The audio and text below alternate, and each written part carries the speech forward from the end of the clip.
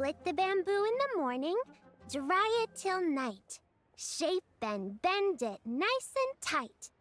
Cross the strands to form a pattern, coat in silk, and you have a lantern. That's how you remember how to make a show lantern. Did you get all that, Chi-Chi? Morning, split bamboo, traveler. Then get silk, make paimon. What? No, that doesn't even rhyme. Look, it's them. Hey, Yao! Hey, Chi-Chi! Whoa, traveler! Paimon, you're here! Happy lantern rites! What you up to? I'm teaching Chi-Chi to make show lanterns. It's a real test of finger dexterity, so it'll help keep her nice and loose. Yes, I do finger exercises to be a nimble zombie. Wanna try too, you two?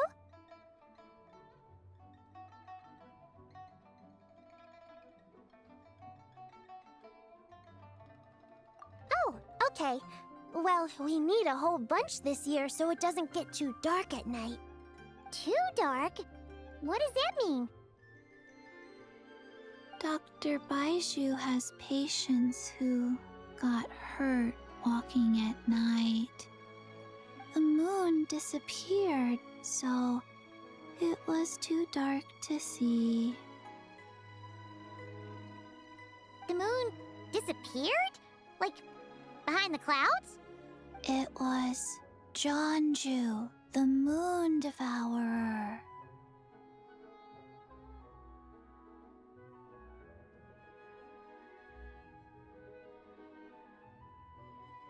Changshan told me about it, but now I forgot. It's an old myth from Chenyu Vale about a giant toad in the sky that eats the moon. What? The moon gets eaten? It's just a story. It's not like there's actually a giant toad in the sky. I asked Master about it, and she said myths are just insights into how the people of the past understood the world.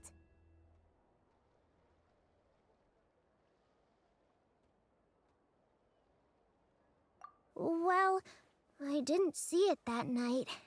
But I've checked several nights since, and it's been there same as ever. According to Chi-Chi, though, the Ministry of Civil Affairs sent someone to do some kind of serious investigation. So, I don't know. Maybe something did happen. The Ministry of Civil Affairs? This is starting to sound bad. It's okay.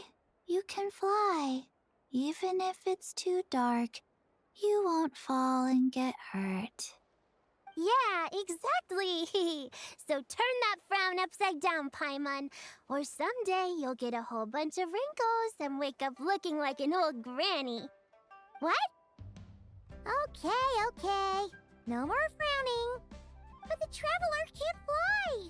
She could still fall and hurt herself, right? Don't worry. That's what the show lanterns are for. As long as we make enough, Liyue Harbor will never go dark. Yeah, and there's the giant lantern too. Oh, right! I almost forgot. Look! This year's Grand Lantern commemorates the Adeptus who guards the moon. With her watching over it, the moon will be safe for sure. A white horse? Wait! So that's the white horse Adeptus? Yeah! Legend has it she used to live on the moon. So if it were ever in danger, I'm sure she wouldn't just stand by and watch. Huh! We've heard of the white horse Adeptus before, but we never heard the part about her living on the moon. Probably because it's a folk legend from Chenyu Vale, so not a lot of people know about it. But recently, some ancient artifacts were unearthed in Liyue, and the archaeological team even found evidence of ancient people worshipping an Adeptus who lived in a palace on the moon. It's kind of like how we write wishes on Shao lanterns and release them during lantern rite. The white horse adeptus would descend from the moon in her jade carriage and grant people's wishes. Ooh! When did that happen? She sounds different from the other adepti in Liyue.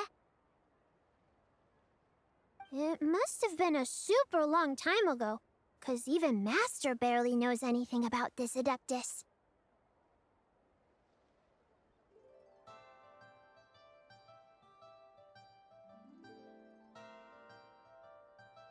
Nope. Kinda unbelievable, right? Yanfei said the white horse adeptus might even be a made-up legend, just like Janju the Moon Devourer. Yeah, a made-up horse and a made-up toad. You're mistaken, children. The white horse adeptus really does exist. Oh, Mr. Liu from the Baiju guest house. But how do you know that for sure? Have you ever wondered how the guest house got its name, Yao Yao? Baiju... White Colt. So, it's named after the white horse adeptus? That's right. And that's because one of my ancestors was once blessed by the white horse adeptus. Wait, really? Tell us more! Tell us more! It was a long, long time ago, when this ancestor of mine was still a young girl. She was out gathering herbs and accidentally fell off a cliff, but the white horse adeptus rescued her. Oh, that's it? Paimon was expecting something a bit more... special? We've heard a whole bunch of stories like that before. Patience, young one. Let me finish. After the white horse adeptus saved my ancestor, she told her a story about the moon and the ancient kingdom of Langan. My ancestor was so captivated that she completely lost track of time. So much so, in fact, that when she returned to her village, she found nothing but a desolate ruin in its place. It was as if, without her knowledge, countless years had passed in the mortal world. Huh? The most extraordinary part of all is that it turned out to be a dream. When she woke up, she found herself at the bottom of the cliff, right where she had fallen. Other than her medicine basket, now filled to the brim with rare herbs, it was as if nothing had happened, until out of nowhere, a horse's whinny echoed through the air, and when she looked up, she saw a pristine white horse leaping over the cliff. A white horse leaping over the cliff? Wow, that sure is a crazy story. But now, it's starting to sound a bit too far-fetched. Another skeptic. You sound just like my son. But I know it's true. Ancestral records don't lie. Wait, so your son doesn't believe it happened? Don't get me started. Not believing is one thing, but he even wants to change the name of our guest house. It's a disgrace, I tell you, a disgrace.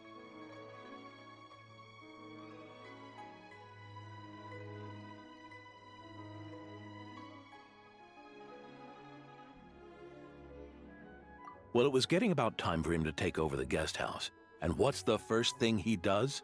Starts going on about how the name doesn't attract enough customers and how we're losing business to Wangshu Inn. Can you believe that? As if Baiju Guest House and Wangshu Inn aren't miles apart from each other. Oh, what about something like the Geo Lord's Rest? Paimon bets that would get people through the doors. Geo Lord's Rest. I like that one. This isn't about getting people through the doors. This is about disrespecting our ancestors. Oh, White Horse Adeptus, my wish is this. Let your divine power be known. Teach my foolish son the error of his ways.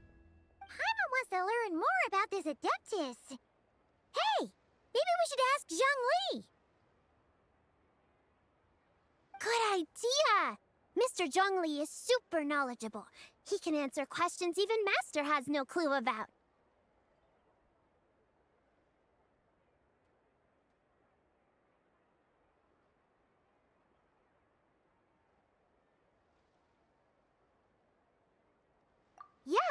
We just saw him having tea at third round knockout. Alright, then that's our next stop. Chi-Chi and I are gonna keep making Shao lanterns. Careful on the road! Goodbye, Paimon. Goodbye, traveler.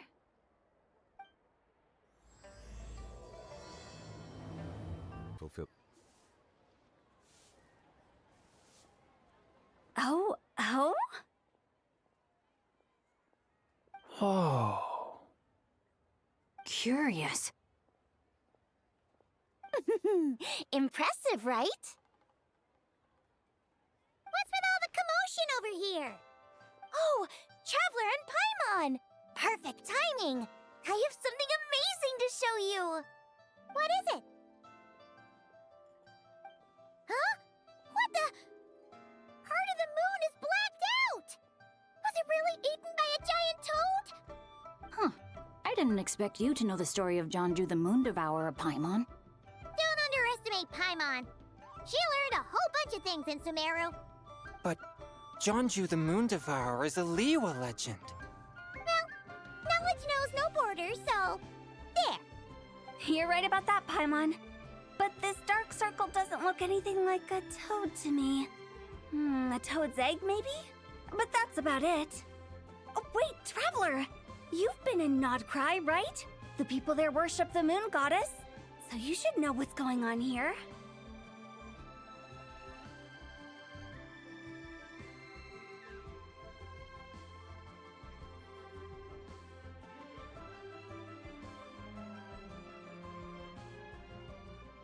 Really? Not even in a place where people worship the moon? Huh.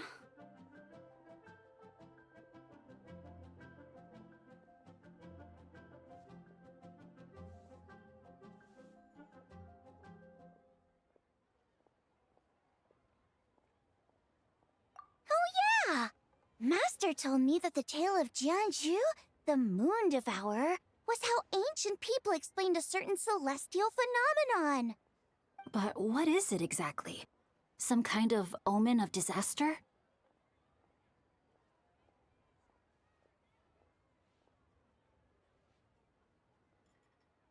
How so?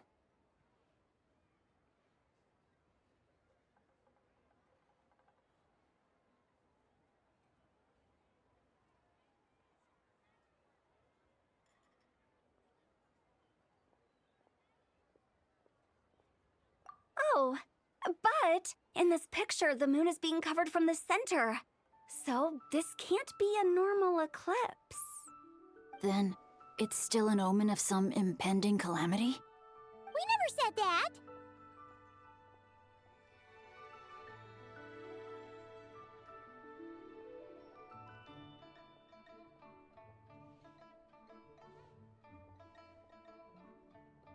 Ugh, some crazy customer left it at the restaurant. Just thinking about it gives me the chills. Attention, everyone! As the auspicious festival season approaches, I have an announcement to make. I, Lu Xiong, am on the verge of becoming one of the most renowned archaeologists in all of Liyue Harbor. No, scratch that, in all of Tibet. Even though I never trained at a prestigious academy, I've still managed to dig up tons of treasures. And I understand practically a whole dictionary's worth of big words, too. Like my pops always says, no pain, no gain.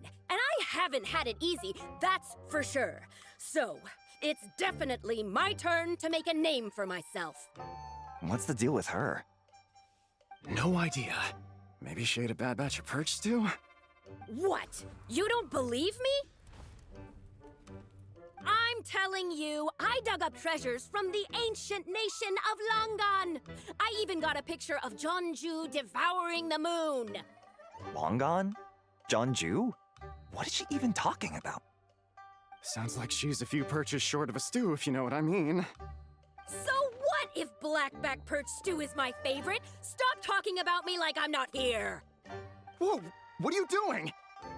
You're just a stupid, ignorant man, and I'm gonna kill you. Young lady, you need to calm down. What? So you're looking down on me now too? How about I take you both out then? How does that sound? This is a place for dining. If you wish to take me out, you'll have to do it elsewhere. Don't act like you're better than me. Do you know who I am?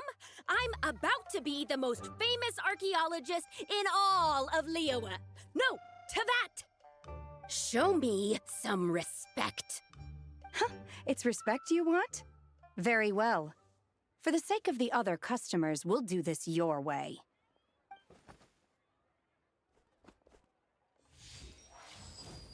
What? So Shenhe started the fight? She had no choice.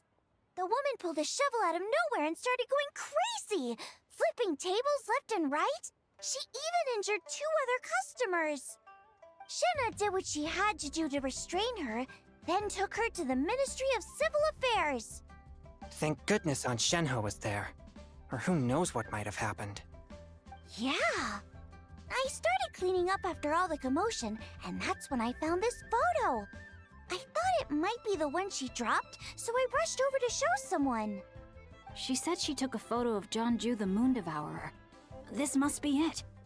Can we really trust what she said, though? Clearly, something is going on with her. Paimon's got a point. It sounds like she wasn't acting right at all. How do we know she wasn't possessed by some kind of evil spirit? Aunt Shenhe would have noticed if she was possessed. All right. But what about the part about Long Gone and the treasure she found? What about it? What if she raided a tomb and dug up some super special relic, then got herself haunted by an ancient ghost? One so powerful that even Miss Shenhe couldn't sense its presence. Your imagination is something else, Hu Tao.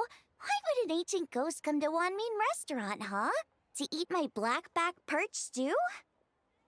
Hey, it could happen. I'd want to eat your food if I was a ghost. Wait a second.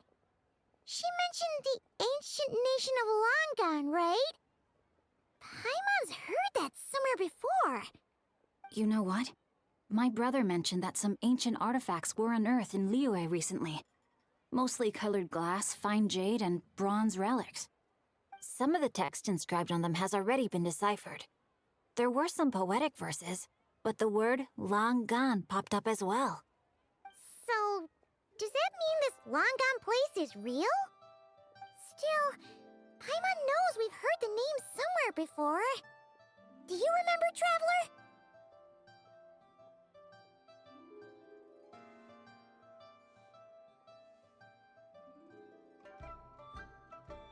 Right! His ancestor heard about it from the White Horse Adeptus. The White Horse Adeptus? Oh, so you must have been to see the giant lantern already. Yep. And it turns out that the White Horse Adeptus is super mysterious, too. Even Madame Ping hasn't met her.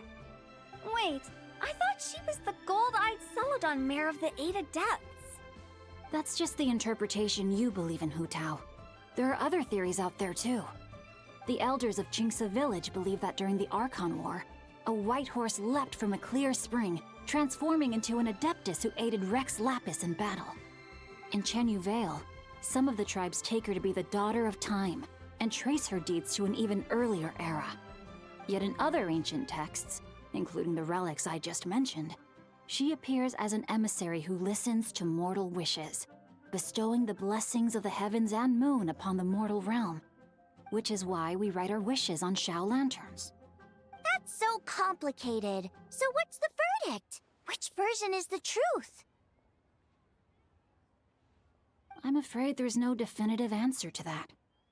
You two have been all over Tevat. Do you have an idea? Nope, sorry. We were actually on our way to ask Zhongli. He knows even more about this kind of stuff than us. Ah, looking for a consultant, huh? He's having tea with Miss Linlong. Shigu Antiques is hosting an exhibition tonight. An exhibition? For what? All those antiques Sing Show just mentioned. So if you head to the big ship docked in the harbor tonight, I'm sure you'll find him.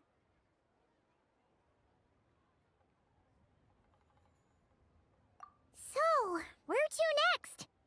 How about we go to the Ministry of Civil Affairs to ask about the White Horse Adeptus?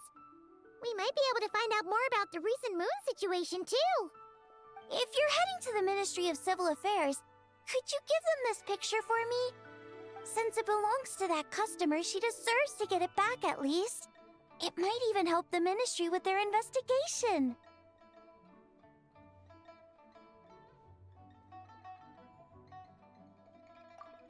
All right, we're off! Oh, wait! I almost forgot! Happy Lantern Rite! Come have a meal with us when you're free. We'll be there, or we'll be... square.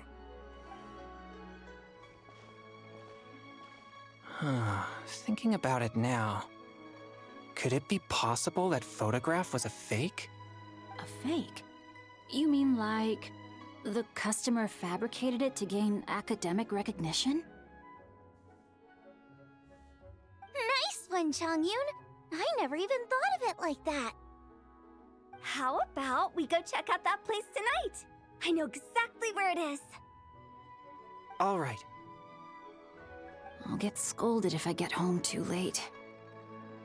Live a little, Sing-Cho. You act like this is a first for you. Worst comes to worst, we'll get Xiangling to cook you something delicious, okay? Well, when you put it like that, I suppose it's worth the risk. You were just waiting for the promise of free food, weren't you? Fine. It's a plan then. We'll meet up tonight. And your grandfather is of the same opinion, Miss Lanyan? Yes. On Lantern Rite, the moon shall go dark. That's what the signs are indicating. Celestial observation isn't Grandpa's strong suit. But he discussed it with several other elders from our clan, and their conclusion was the same. It's consistent with the information we've received from other sources as well. You mean the whole thing? About the legend of Jeonju the Moon Devourer? Happening in real life? Yes, that's one of them. So it's true. I thought it was just a rumor. It's true. But right now, the bigger issue is that all our sources indicate the phenomenon's gonna happen again. I'm not sure this bodes well. Let's remain optimistic for now. We're making progress interpreting the artifacts, and Ganyu is consulting with the adepti as we speak. Besides, apart from the incident at Wanmin Restaurant, there haven't been any other moon-related disturbances. Ningguang, Keqing, and Lanyan! You're all here! Oh, Traveler! And Paimon! It's been a while. Happy Lantern Rite. Yes, Happy Lantern Rite. What brings you here, though? I thought you'd be in the harbor enjoying the Shao lanterns. You're certainly not the type to visit Yujing Terrace for no reason. Is there something I can help you with? What? We're not allowed to just drop in on our friends during the festive season? I was only teasing. You're welcome to visit us anytime you wish. Happy Lantern Rite. Oh, and about all the moon business you were just talking about? We have something to show you. Here, take a look! Whoa! Something really did take a chunk out of the moon. Someone managed to capture a picture of it. Is this Jeonju, the Moon Devourer, then? Even though we confirmed this event took place, I still can't quite believe what I'm seeing. Where did you get this picture? From Xiangling! She found it when she was cleaning up after that customer caused a scene. She thinks they must have dropped it. Wait, is this Chawang Terrace?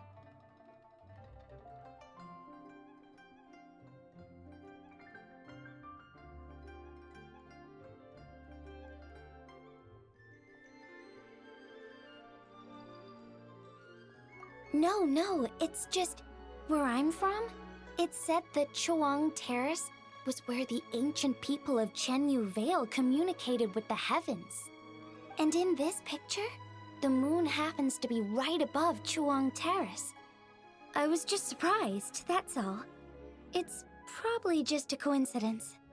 That's interesting because the ancient people of Chenyu Vale migrated there from the chasm area. The chasm? So, that place is involved too?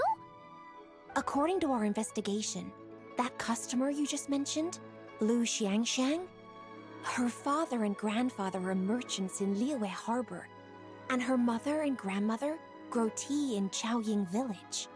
A few days ago, she left her home in Chaoying Village to join a civilian archaeological team funded by Hoishan Hall, and ended up excavating some artifacts in the chasm area.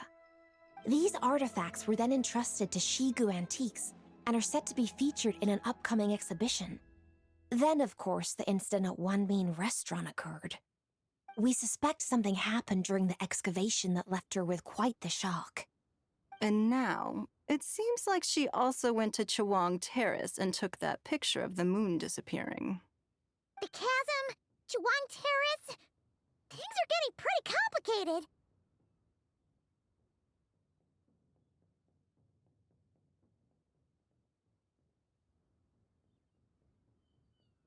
She's not in a good mental state, so we took her to Boo Boo Pharmacy to get some help. Why don't you come with me to check up on her? At this point, you seem invested in this case too.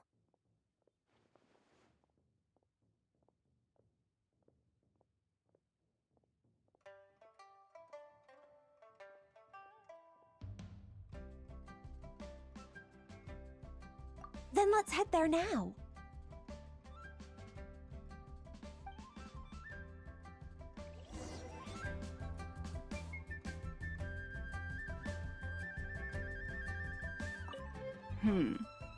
Now that I see this picture, it looks less like a piece of the moon was eaten, and more like something is obscuring it.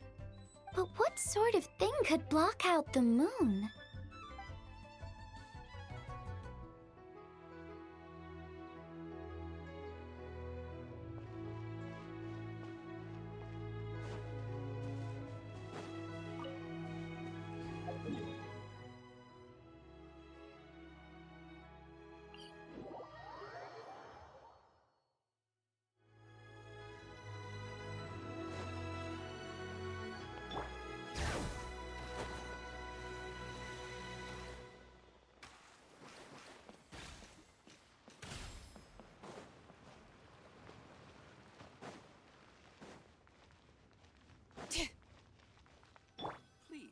Show me your prescription. I can't read what this says. Ah, Lady Yuheng.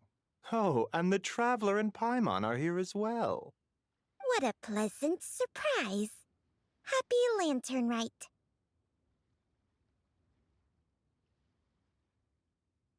I hope we're not interrupting, Dr. Baiju. Not at all. I assume you're here to see the patient. Unless it's urgent, however, it would be best not to disturb her rest. It's quite unstable. She's even more agitated than when she first arrived. And she refused to cooperate when we tried to check her over. I had no choice but to prescribe a calming draught and to have her rest for 2 days. So she's getting worse? That isn't the news I was hoping for. It's just a precaution. Based on an earlier conversation with her, it seemed more like a fixation than anything else. She hasn't lost her mind. That's right. When we asked about it, she kept insisting she was going to be famous far and wide. Well, it might not be far and wide, but she certainly made a name for herself around Yujing Terrace. Even some of the Qixing know who she is. Not often, that's for certain. From my initial assessment, the patient appears to have experienced some sort of shock, and whatever it was seems to still be haunting her. But what could have caused such a thing? The relics from the chasm? Or the moon above Chuang Terrace that night? Come back in 2 days, and you might just have your answer. I suppose that's all we can do for now. We'll take our leave then, Dr. Baiju. Of course. If you need anything else, don't hesitate to stop by. those relics from the chasm, aren't they being featured in an exhibition tonight? That's right. Are you planning to attend? Yeah, we wanted to have a talk with Zhangli anyway, and now Paimon's even more curious about these relics.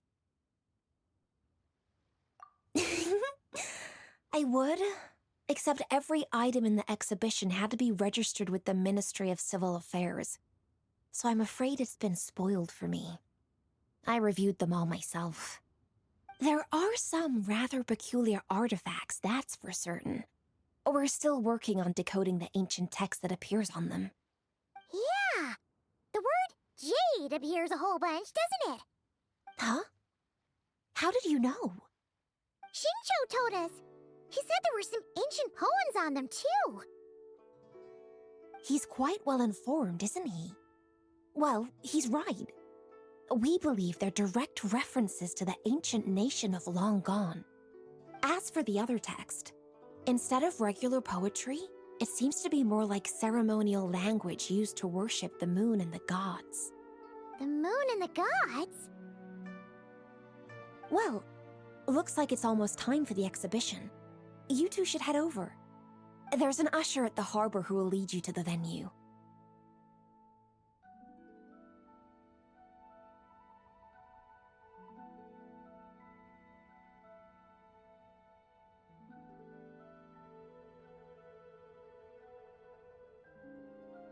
Not at all. The exhibition is free to the public. The people of Liyue have a great respect for our history and are eager to learn from it. Plus, the exhibition is being organized by Linlong, the owner of Shigu Antiques. As far as I know, it's been a long-time goal of hers to hold a cultural exhibition of this scale, where people can learn all sorts of information about the past. Yes, we're in for a real treat tonight, then! Yes. Have a great time. There's still more artifact decoding work I need to finish, so we'll have to part ways here. After seeing the picture you brought, there's a few ideas I'd like to follow up on. You're hard at work even during festival season? Ha! You haven't changed one bit, Ka-ching. I'm simply fulfilling the responsibilities of my position. That's all.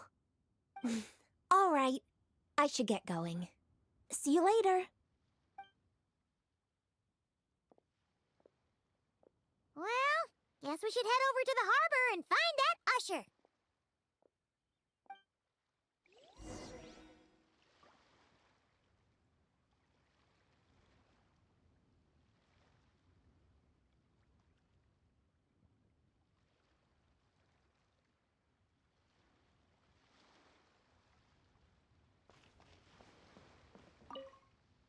If you're looking to talk to Lu Xiangshang, you should come back in 2 days.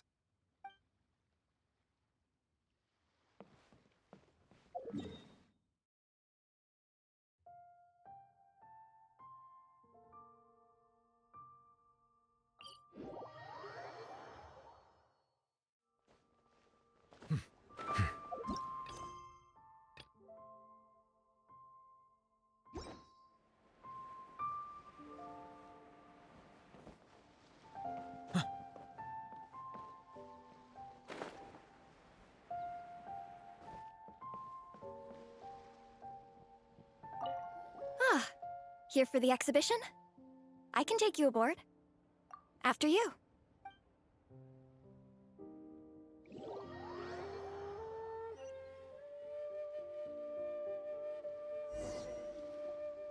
Whoa!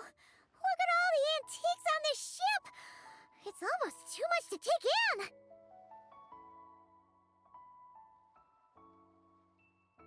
Greetings. I trust you've been well since last we met? Aha! Speak of the devil! You're right where Hu Tao said you'd be. Ah, so Director Hu gave me away, did she? Don't act like you're up to some super secret business. We know you just do whatever you feel like. Yo, Traveler, Paimon, what's up? It's been a while, you two. Happy Lantern Rite. Beidou! Yunchin! It's great to see you! You're here for the exhibition too? Yes.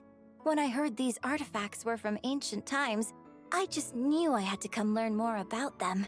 I mean, what a discovery, right? Yeah, Ningguang pretty much said the same thing. She thought coming here might help culture me up or something. But as you know, I'm more of a fists and punches type of person. I doubt one exhibition is gonna change that. You're too modest, Captain. You're the leader of the Crux fleet. That takes far more skill than just fists and punches. Plus, at the end of the day, you still decided to come, even though you didn't have to listen to Ningguang. Well, she's the Tianquan. If she can't even get an average ship captain like me to do her bidding, how's that gonna look? You sure know how to think from her perspective, huh? I guess I do. Anyway, how's everyone enjoying the exhibition? I heard that if you see something you like, you can negotiate the price with the owner and take it home.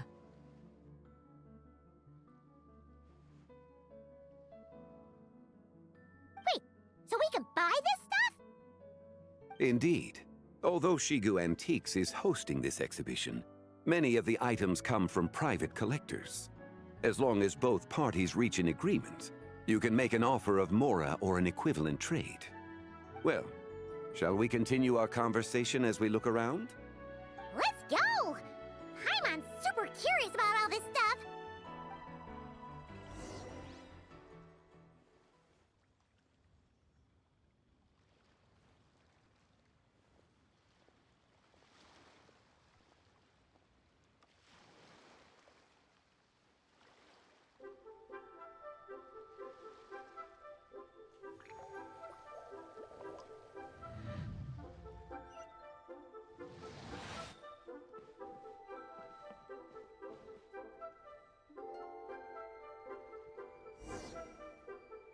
Whoa, look at this painting!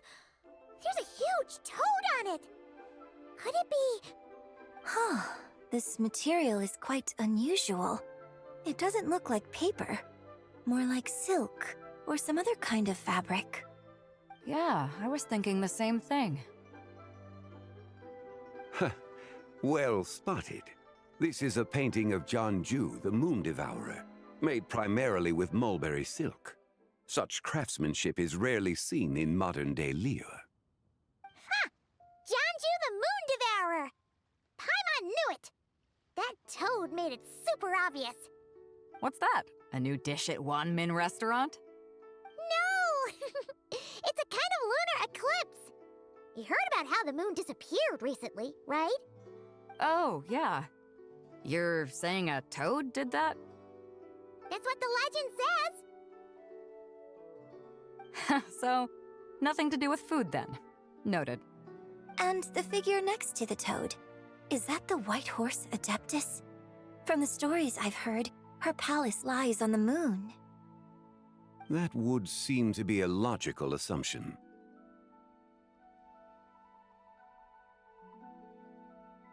No.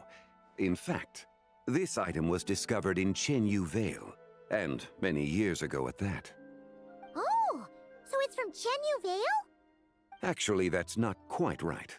You see, this painting is primarily comprised of mineral-based pigments, such as cinnabar and azurite, which are usually found within stratified rock.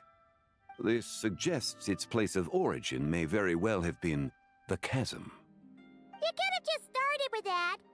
You're as knowledgeable as ever, Mr. Zhongli. I had only ever heard the legend of Jianju the Moon Devourer, but now seeing it depicted in this painting, I wonder, if I purchased it, perhaps it could serve as inspiration for a new opera.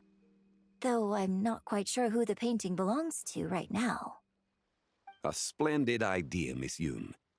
Perhaps in lieu of mora, you could offer the lyrics to said opera as recompense. The lyrics? But to whom? Why, to me, of course. I am the owner of this painting, after all. Wait, so you're one of the private collectors of the exhibition? No wonder you knew so much about the painting. But lyrics in exchange for a precious antique? My work could never possibly be of equal value. I don't know about that. I'm not much of a scholar, but even I know your operas are in a league of their own. An astute observation, Captain Beto. In my possession, this painting is nothing but a lifeless artifact. In your hands, however, it could be transformed into a new piece of art entirely. Quite the worthy exchange, no? But I'm not sure when I'll be able to finish writing it. It certainly won't be ready this year. Allow me to be equally forthright, Miss Yoon.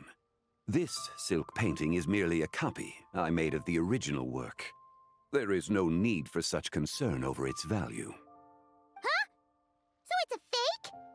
I had no idea you were such a skilled artist, Mr. Zhongli.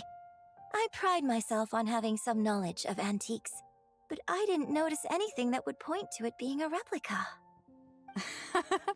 You never cease to amaze me, Mr. Zhongli. You flatter me. All that said, Miss Yoon, you must accept. Truly, I insist. Huh. He's gone from handing out fake mora to fake paintings now, huh?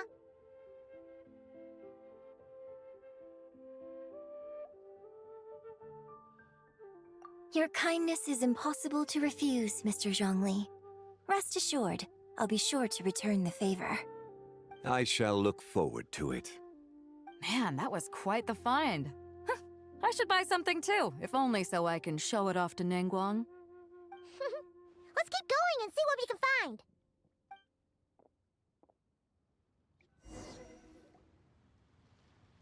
Wow, this bronze war chariot is really something. It must have quite the story behind it. I've never seen anything like it before. Do you know what this is, Zhongli? Ah. I heard from Miss Linlong that a carriage made of Celadon jade was unearthed in the chasm. A copper canopy, a body adorned with flowing clouds and geometric patterns. Yes, this must be the one. A precious piece indeed. This thing's gotta be thousands of years old, right? Crazy to think people back then were capable of such intricate metalwork.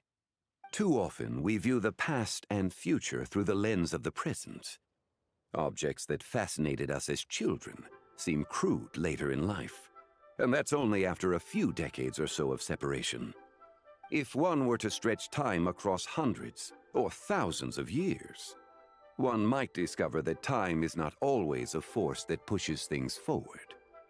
It would seem the people of that era managed to create a remarkable civilization in their own right. Makes me want to get my hands on this even more. Ningguang's gonna be so jealous, don't you think? Ah, has this war chariot caught your eye, Captain Beidou? Oh, you must be Linlong from Shigu Antiques. Nice to meet you.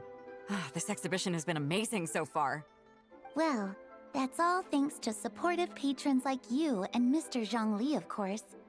As for this war chariot, it was discovered by an archaeological team sponsored by Huishan Hall. The price comes in at 90 million mora. How much? 90 million? Woo, looks like my eyes were a bit too big for my wallet. Quite a bargain. A bargain? 90 million mora could feed Paimon for like 1,000 years! And if you actually went on an eating spree that long, perhaps you'd be considered an antique worth that kind of mora, too. What, 90 million? Nuh-uh!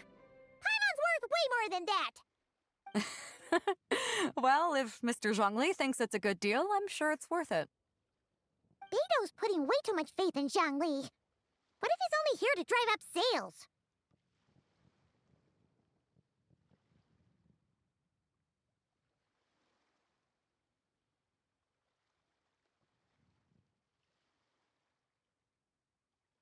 I'll take the chariot, Miss Linlong. Someone will come by with the payment. Quite the discerning eye you have, Captain. After the exhibition ends, I'll have someone deliver it to the Alcor. Actually, could you send it straight to Yujing Terrace? I'd like for the Tianquan to see the proof of my discerning eye for herself. Understood. Great. Yunjin and I both found something. What about you three? Want to keep perusing? And don't worry about the mora. It's all on me. Nobody's going home empty-handed tonight. I appreciate your kindness, Captain. but I'm afraid I have some private matters to discuss with Miss Linlang. In that case, don't let us keep you, Mr. Zhongli. Right this way. Traveler, Paimon, perhaps you would like to accompany me. What? So you can show us another bargain antique that's so far out of our price range it's not even funny? Other people are always demanding Mr. Zhongli's time, but it's quite rare for him to extend an invitation himself. I wouldn't pass up this opportunity if I were you, Paimon. Yeah, just don't forget to come aboard the Alcor for a drink later.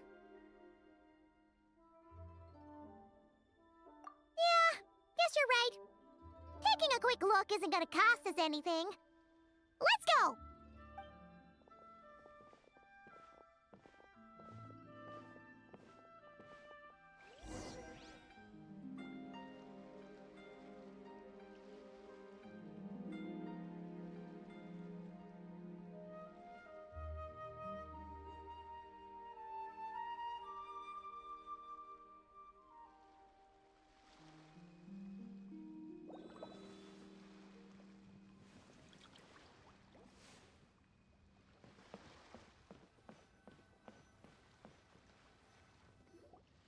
These are all the jade pieces that were found, Mr. Zhongli. Wow! So many styles! What kind are these? These are a type of ceremonial jade. You're familiar with Chen Yu Vale's rain jade, right, yes? Oh, yeah! So these pieces are all used in the rain jade ceremony? Well, you may not know, Paimon, but before the rain jade rite came into practice, Chen Yu Vale was known for a different ceremonial tradition that also involved jade. The bee is used to honor heaven, the Cong to honor earth, the Gui to honor the east, the Jiang to honor the south, the Hu to honor the west, and the Huang to honor the north. These form the 6 ritual jades. It's unfortunate, however, that Miss Linlong's set is missing both the Gui and Hu pieces. Oh, I know. These jade artifacts are from such an ancient time. It's proved difficult to track them down, even for our establishment. No matter. You happen to have precisely the piece I was looking for. Huh? This broken jade token? I didn't expect this to catch your eye, Mr. Zhongli. It isn't one of the 6 ritual jades.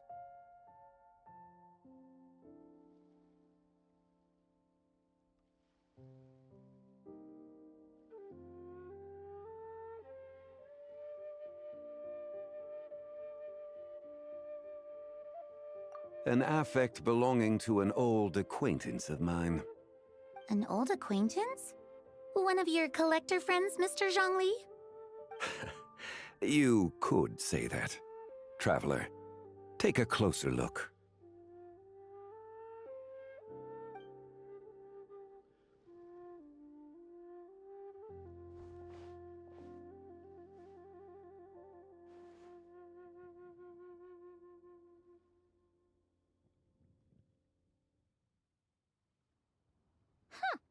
It doesn't look all that special to Paimon.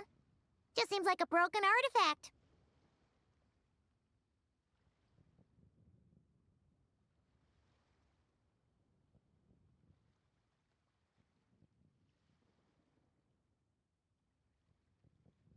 Indeed. It's been thousands of years since the moon has appeared in such a form. So, in the past, the moon wasn't always full. Then, could this missing chunk be from when Jianzhu devoured part of the moon? It's worth looking into. Your insight is invaluable, Mr. Zhongli. I had no idea how special this piece was. Since it has caught your interest, allow Shigu Antiques to cover the cost. Oh, that is far too generous, Miss Linlang. Not at all. I've always wanted to give people a chance to appreciate these snapshots of history. So holding an exhibition like this has been a lifetime wish of mine. And it never would have been possible without your help, Mr. Zhongli. I merely put in a good word with a few acquaintances of mine. And it had a profound impact. Without your recommendation, I doubt half of these collectors would have come to the exhibition. So, on both a personal and professional level, I owe you my thanks, Mr. Zhongli. Wow! Zhongli actually did something useful for once.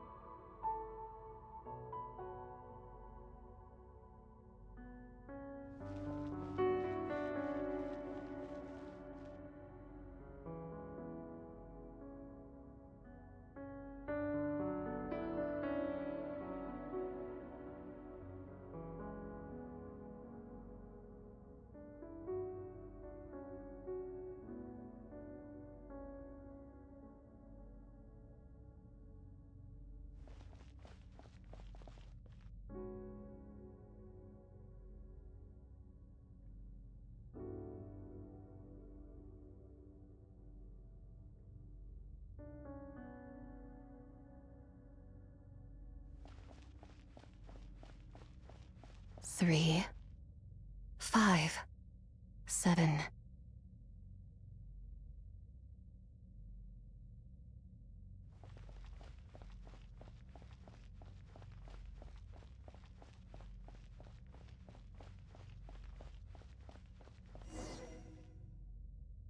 Eleven, 13, 17, 19, 23, 29.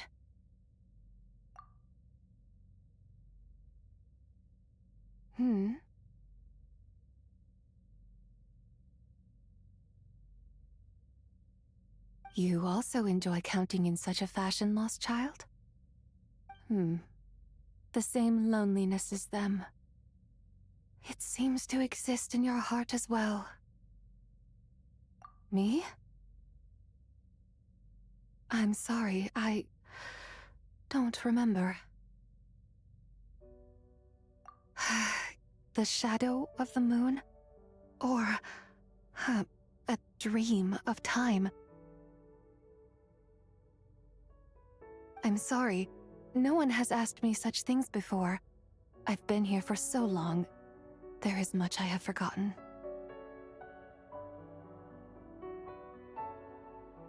I know nothing of your arrival. All I know is the longing in people's hearts. Yet, I sense the moonlight's guidance within you, child. Perhaps that is what brought you here.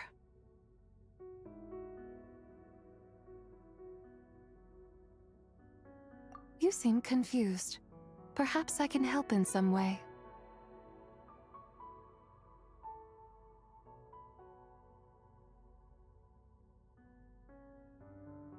The path home is... that direction. I believe someone told me that before. But I was never able to reach the end. You should take a look. No need. It would seem... my time has already run out. Farewell. May the moonlight ever shine upon you.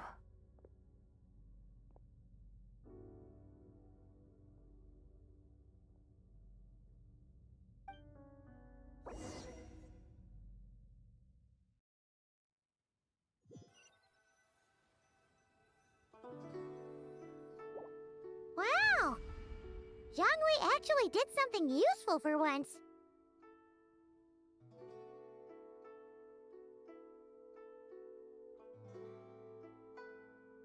Your complexion looks rather ashen, Traveler.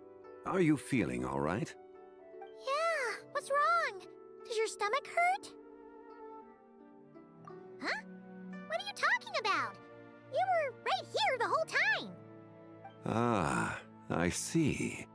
I'm afraid we must take our leave, Miss Linlong. My friend has taken ill and I must escort her to get some rest. Of course. Traveler, Paimon, please, come with me. Ah, yes. Regarding the payment for the Jade Token. Charge the expense to the Wangsheng Funeral Parlor if you would.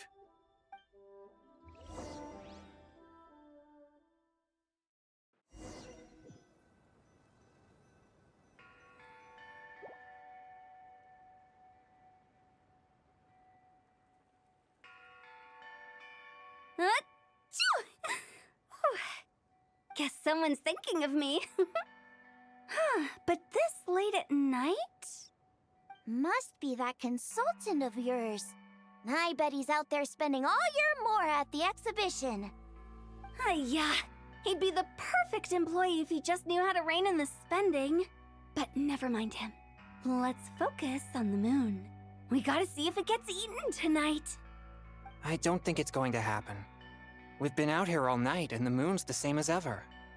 It is quite late, and Chongyun's getting tired. How about we head back? We can come back another time. Head back? Already?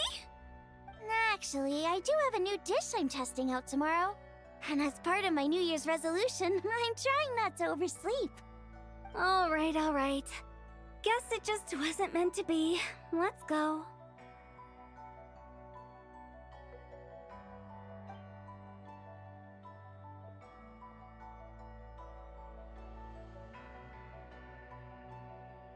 When the sun's out, bathe in sunlight. When the moon's out, bathe in moonlight.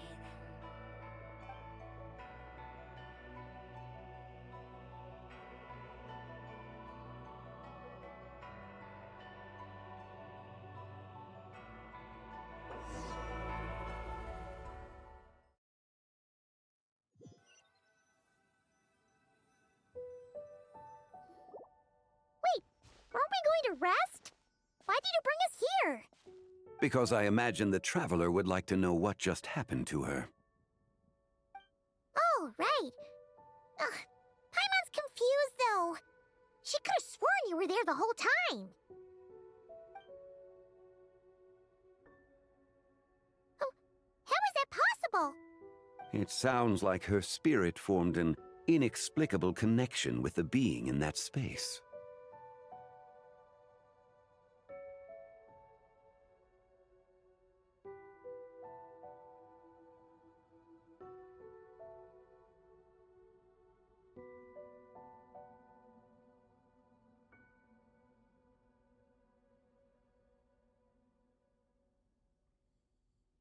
Ah, you suspected from the beginning, didn't you?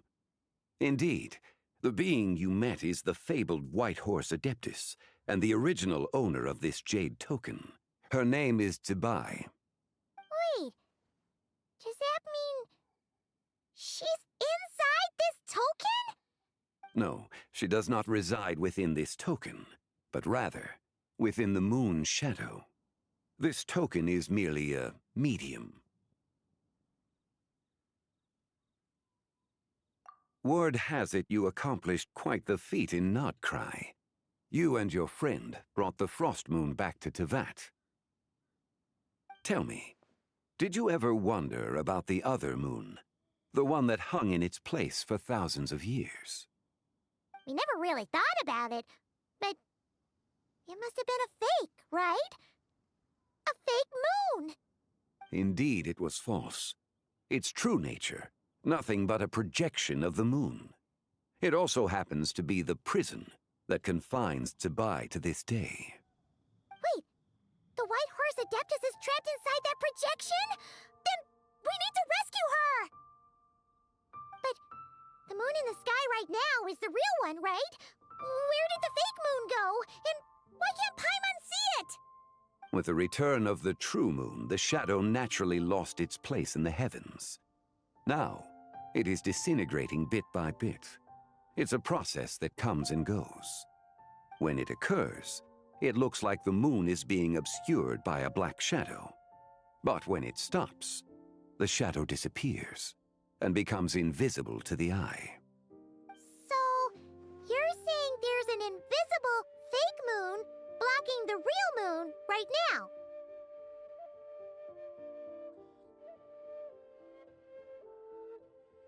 Indeed. Okay, this is not what Paimon was expecting.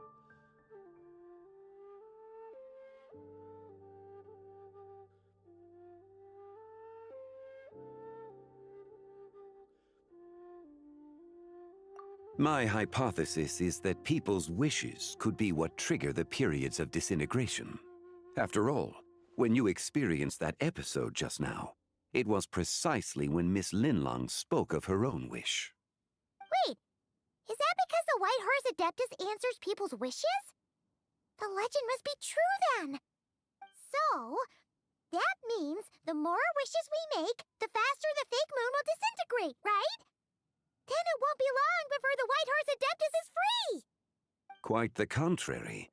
After countless years trapped inside, the two have merged into one. When the moon shadow is gone, Cзы Бай will cease to exist in this world. Oh no! So, by bringing the moon back, we actually hurt the White Horse Adeptus? Do not burden yourself with such thoughts. Because of your actions, a promising opportunity has presented itself to us. Let us not forget, what is crumbling is also precisely that which imprisons her. Yes, and that is why I invited you here tonight.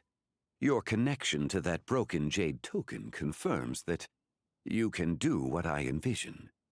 However, while I had hoped to receive your assistance, this matter could have significant ramifications. I must admit a certain reluctance to implicate you in more of Tevat's secrets. Often, the deeper one's knowledge of such matters, the harder it becomes to extricate oneself from them.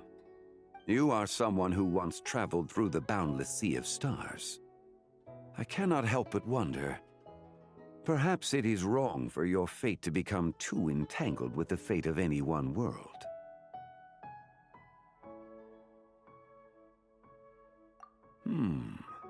Such is your conviction, then. Since journeying beyond Lille, you have had ample time to reflect on these matters, it would seem.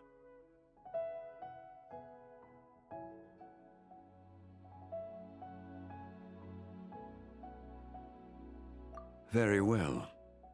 The first secret I must reveal is that Cзы Бай has long since passed away. The being within the Shadow Moon is merely one of the 3 deadly selves she severed before her death. Wait, the White Horse Adeptus is dead? Weren't you supposed to tell us how to fix this? Now it just seems even more impossible! Please, remain calm, Paimon, and allow me to explain. The 3 deadly selves is a practice used by those engaged in spiritual cultivation.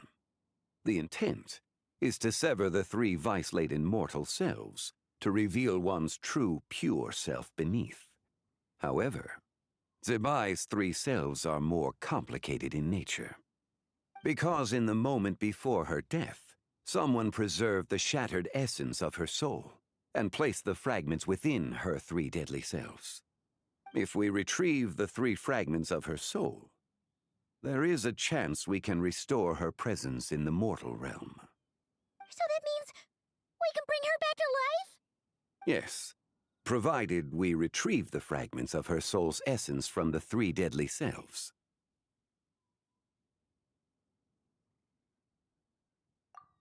Indeed, the being you encountered was Cзы Bai's first deadly self, Ziju.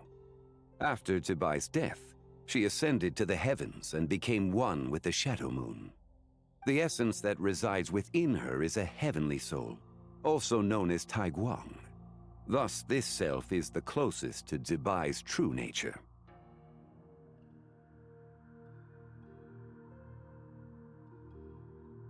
That said, because she is trapped within the Shadow Moon, we have no choice but to seek out the other two soul essences first. Then we can unite them as one. Her second deadly self is called Cзы. After Cзы Bai's death, she fell into a slumber deep beneath the earth in what is now known as the Chasm. The essence within her is the Earth Soul, also known as Xuangling.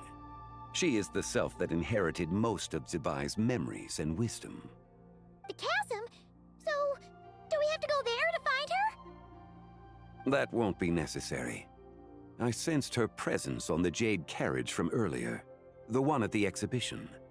It's possible the return of the Frost Moon awakened her, and she emerged from the chasm alongside that batch of ancient artifacts. Wait! That must be why you agreed to help with the exhibition! To investigate the artifacts! Indeed. So in truth, Miss Linlong was the one who helped me.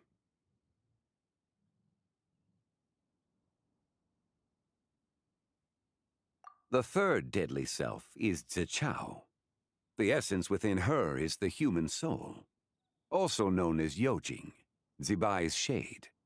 Thus she is the most free-spirited among the three. She lent me her aid during the Archon War 1,000 years ago. But later, as her powers waned, she retreated into the mountains. I imagine finding Zichao should prove the most troublesome, so I shall take it upon myself to track her down. So, we need to find the second deadly self, right? But where do we even start? Locating her should not prove difficult. In life, Cзы Bai was fond of mortals, and as the self who inherited most of her memories and wisdom, Cзы should be the same. It's possible she has possessed someone, and is meandering the bustling streets of Liyue Harbor as we speak. Possess someone? Wait! Are you thinking what Paimon's thinking, Traveler? What if she raided a tomb and dug up some super special relic, then got herself haunted by an ancient ghost? Exactly! Lu Xiangxiang! It seems you have a lead in mind already. She could still be at Boo Boo Pharmacy. She was super agitated when she first got there, so Baishu gave her some calming medicine and told us to come back in 2 days. Do you think it could be her, Zhengli? It's quite possible. The deadly selves are impure beings that can easily influence mortal minds. A sound plan. Well, I should get started on my own investigation then. But you're leaving already? I must. Zichao went into hiding after the Archon War. If I am to have any success tracking her down, then there's no guarantee. I should start sooner rather than later. But there's still so much you haven't told us. Like, who the White Horse Adeptus actually is, and how she died in the first place. Not to mention who it was that preserved the fragments of her soul. Should our endeavor prove successful, then naturally those answers will follow. If not, speaking of them would be rather meaningless.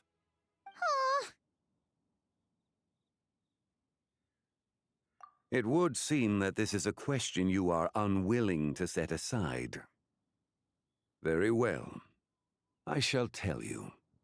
It was the Avatar of Time. Ah, so you know of her existence. The ruler of time saved her soul. Indeed. Preserving what remained of Cзы Bai's soul in the moment before her death. Only the power of time could be capable of such a thing. However, there is no telling what effect it has had on the three deadly selves. In other words, you must exercise caution when seeking out Cзы.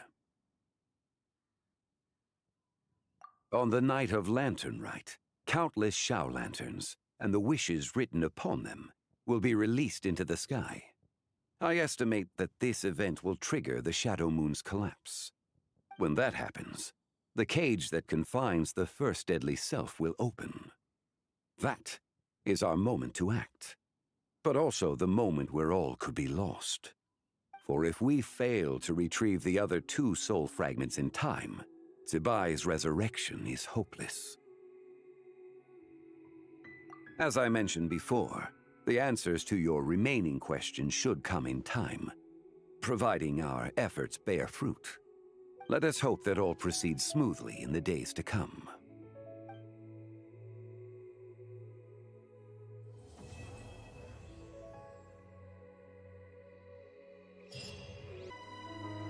So let me get this straight. The patient disappeared right as you were delivering the medicine. I know it's hard to believe, but that's exactly what happened. It's true. One minute she was there, and the next she was nowhere to be seen. Hey, it's Yelan! Fancy seeing you here! Oh, is this a bad time? Not at all. Just a small roadblock in the case I'm working. Ningguang asked me to investigate a patient named Lu Shangshang. If you're here to find her too, then you're out of luck, I'm afraid. She went missing this morning. What? According to Dr. Baiju, the patient vanished right under his nose. But it just seems like that should be impossible. There 1 second and gone the next? Pretty sure Xiao can do something like that. Then you're suggesting this Lu Shangshang is the vigilant Yaksha in disguise? Or some other adeptus? Guess not. But this is so weird. How can a living person just vanish into thin air? Unless Linny decided to take his act to Liyue? Who is this Linny you speak of? Oh, never mind. Paimon's just grasping at straws. Let's set aside the how for now, and focus more on the where. You mentioned this patient has a strong obsession with achieving fame and recognition? Yes. She kept talking about becoming a renowned archaeologist and making a name for herself. So, are we looking for a place where it's super easy to become famous?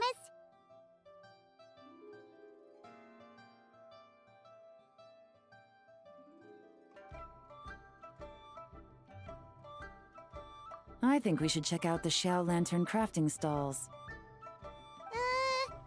Because it's easy to become famous by making Xiao lanterns? Not exactly. When the people of Liyue need a solution to a problem, their first thought would be to pray to the gods and the adepti. If her wish is to become famous, she might write it on a Xiao lantern in the hopes that the fabled White Horse Adeptus might make it come true.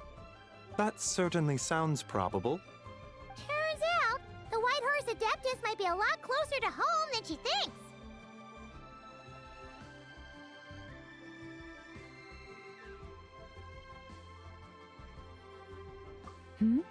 What was that? Nothing! Let's go check out those stalls!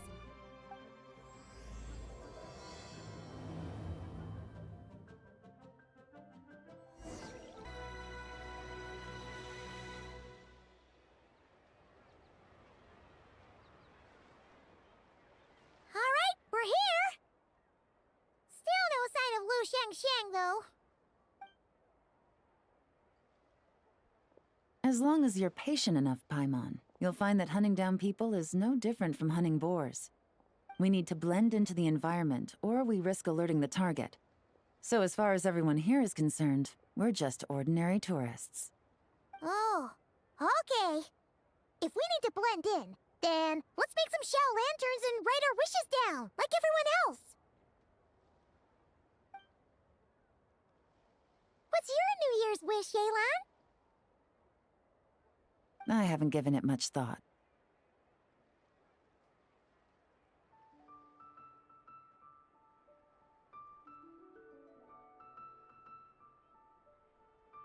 Oh, and it can't be work-related. You gotta take a break once in a while, right?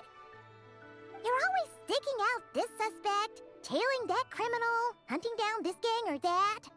Which is super amazing and all, but it's gotta be exhausting. Really getting into this, huh? You set to blend in, right? Come on, it's all part of the act. So you gotta think of something. Then I suppose it'd be to go traveling the next time I get the chance. Traveling? That's our bread and butter. Wanna join us? Thanks for the offer, but my desk is piled high with reports on your exploits. And that's not quite the kind of traveling I had in mind. I was thinking more the lie down and do absolutely nothing kind of travel. Ah, something a bit more easy and breezy, right? Hey, wait! We know just the place! The Easy Breeze Holiday Resort in Netland. It's super relaxing and full of fun activities. You've got the beautiful ocean and tons of cute little creatures called Asha. Seriously, you gotta go! Huh. I suppose I'll have to check it out. Hey guys, happy Lantern Night!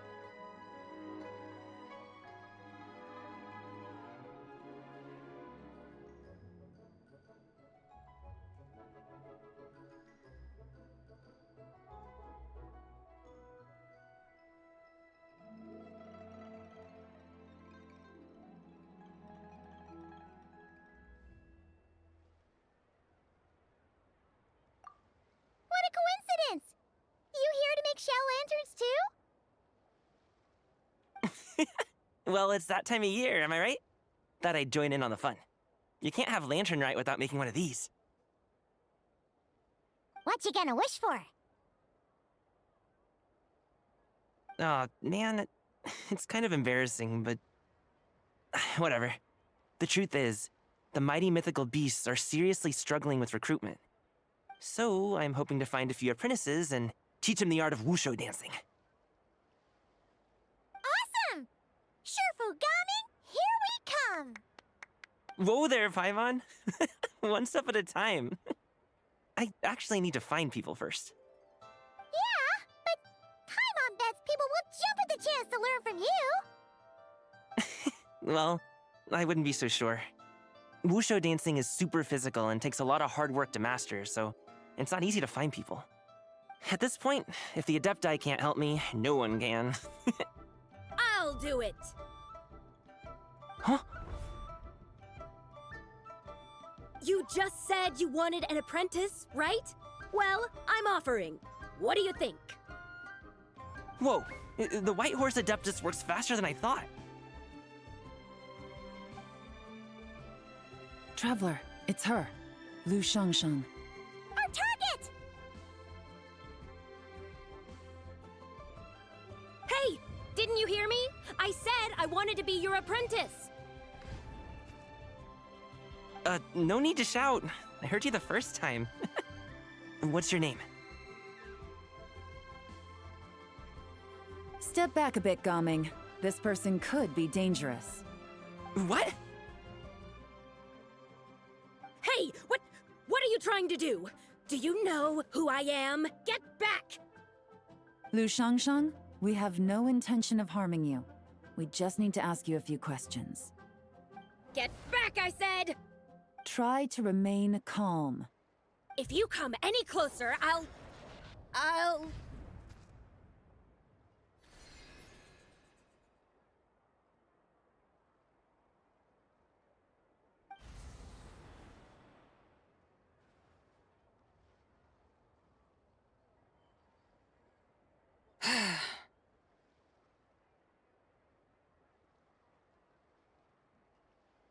Little wisp of a being.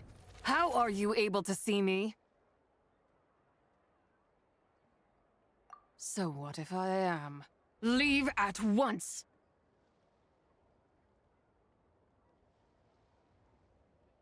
You, a mere mortal, whose own life hangs by a thread, would dare reach for the power of life and death? Unless you wish to be condemned to eternal damnation, you would do well to abandon this foolish endeavor. I shall speak on this no further. Don't come any closer. How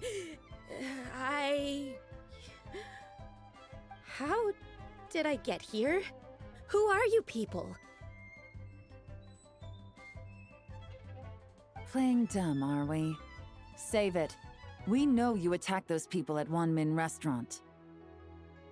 What? No, I would never. You must be mistaking me for someone else. You don't remember. Of course not. How could I do such a thing? What about the photo you took near Chuang Terrace? What photo? What's going on? It's like she lost her memory or something. Well, this complicates things. I'll take her back for questioning and let you know what I find. Take her away. But I didn't do anything. I swear. That's weird. She seems so normal now, but she doesn't remember anything. This is just great. An apprentice falls right into my lap, and now she's gone! Don't worry, Gaming. This is a special case. I'm sure you'll find one soon. Unless you're gonna pony up and offer a real solution, Paimon, I don't want to hear it. Gaming? What's up with... I'm done here! I'm gonna go find an apprentice, and I won't take no for an answer! Gaming, wait! Is it just Paimon, or was Gaming acting super weird just now?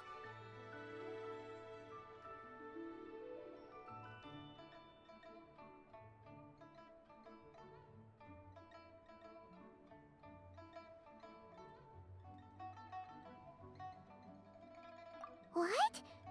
How do you know? Whoa! So you saw the second deadly self? And you think she moved from Lu Xiangxiang to Gaming?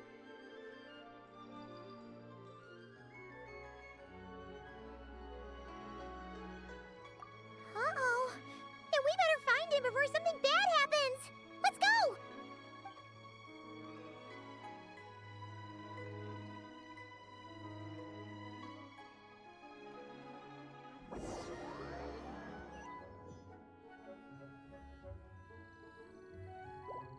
Alas, why must Cloud Retainer inflict such woe upon us, Mooncarver? By the order of Rex Lapis, we were supposed to make haste to the harbor to stand watch. Yet we arrived late, for you, in your inscrutable wisdom, chose that very moment to tend the mint. It is no wonder Cloud Retainer banished us to the wilderness in anger. A pity only that I, blameless as I am, was made to share in the punishment. Blameless indeed. You speak as if it was not you who decided to plant all that mint in the first place. Yet now, in its wretched state, overrun by blight and vermin, you would turn away? Utterly heartless, I say. Were I truly that heartless, would I have rescued those seedlings from this desolate wasteland, granting them haven in your hallowed garden?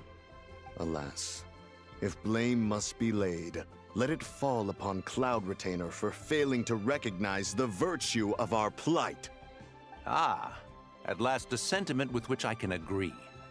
If ever Cloud Retainer is away, we should steal into her abode and plant a veritable field of mint.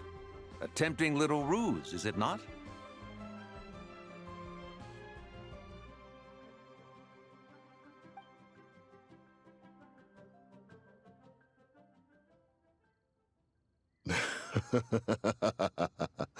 Positively ingenious. Please stop chasing us. Just let us go. Get back here! If you keep running, I'll kill you! Please, we don't know anything about wushu dancing. Just leave us alone. What? You think I'm not good enough to teach you? Just agree to be my apprentices, and then we can talk. That child looks somewhat familiar. Ah, it appears to be the wushu dancer from Liyue Harbor. I have seen him perform on occasion. Come, let us take a closer look. Has trouble befallen you, young one? Perhaps we can offer aid. Oh, thank the gods! Please, sir, you have to help us. This guy's trying to force us to become his wushu dancing apprentices, and he won't take no for an answer! Oh, so it is you who require aid, not the other way around. Get out of the way, old man! This is between us. Preposterous. You dare to presume we are of a mature age? Listen here, brazen youth. Skilled you may be in the art of dance, yet your offstage demeanor leaves much to be desired. Hold on, Mountain Shaper. Something is amiss. Look closer. Huh. Indeed, he bears the mark of something unclean. It spells trouble. You there, depart at once. Hey! You drove off my recruits, old man! You'll just have to take their place, even if you're a bit on the decrepit side. Ha ha ha ha! Many years it has been since a being has dared speak to us in such a manner. Now let us see what evildoer has sought to use you as its puppet, young one. You two, you're adepti! Does that strike fear in your soul? Whoa! Two adepti recruits just fall right into my lap? That white horse sure knows how to grant a wish. Coming! Slow down! Wait for us! Jeez, take a hint, will you? I told you to stop following me! Traveler, Paimon, keep your distance from this youth. Evil has taken a hold of him. We know! It's one of the White Horse Adeptus' deadly selves! She's possessing Gaming! The White Horse Adeptus' deadly selves? Could it be that Rex Lapis called us to Liyue Harbor for this very reason? Hey! What are you two whispering about over there? Who's gonna be first apprentice and who's gonna be second? It doesn't matter! I'm not the kind of Sufu who plays favorites. Insolent spirit! Be gone from this child at once!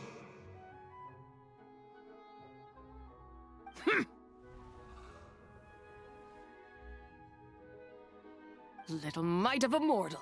Getting in my way again, I see.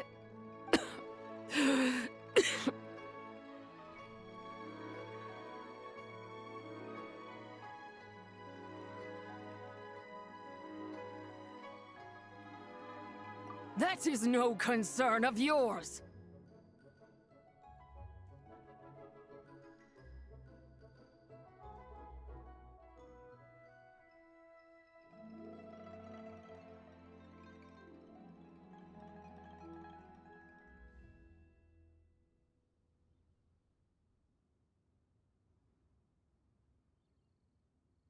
No, only by doing it myself will I find peace. Otherwise, rage will consume me. If I lose control, all will turn to dust.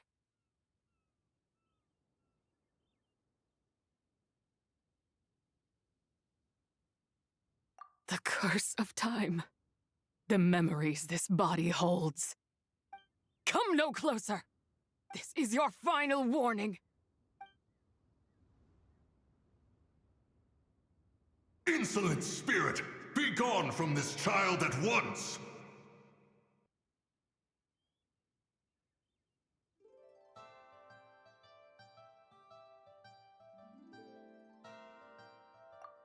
Huh? Traveler and Paimon? And two adepti? Where are we? Weren't we just making Xiao lanterns in the harbor? Ah! The sun is most scorching. Agitation stirs within me. I require cooling mint to beat this heat. And speaking of, Cloud Retainer has scorned this verdant wonder long enough. It is time for her to feel its wrath. The wrath of mint! Mountain Shaper, where are you going? Oh no! Now Mountain Shaper's acting weird! You don't to him? Quickly now, explain to me what has been happening.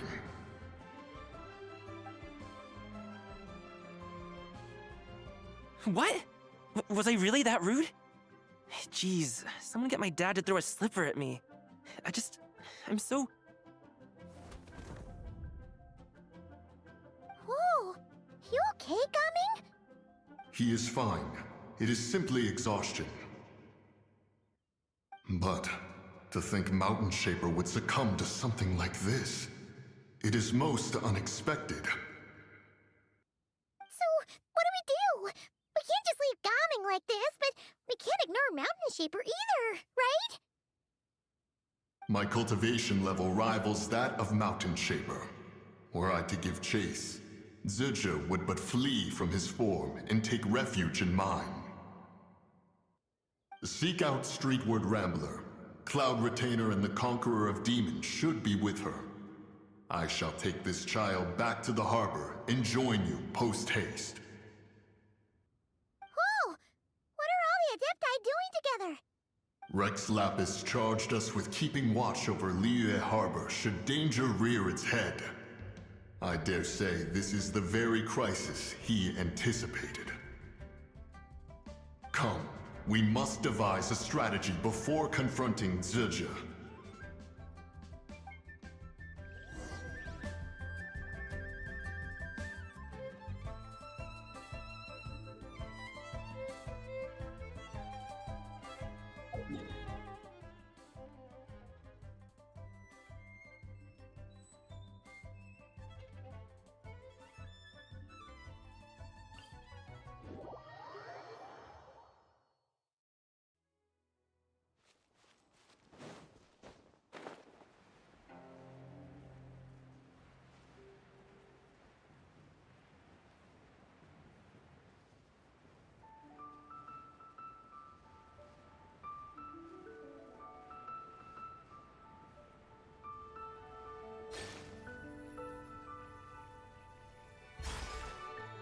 The White Horse Adeptus? You mean the mysterious white mare that aided Rex Lapis during the Archon War? Even if it's not her, there must be some connection. She always avoided us back then, and I never knew why. Rex Lapis's recent trip seems to be related to this person as well. Xianyun! Madam Ping! Xiao! Great! You're all here! Ah, Traveler. It has been quite some time.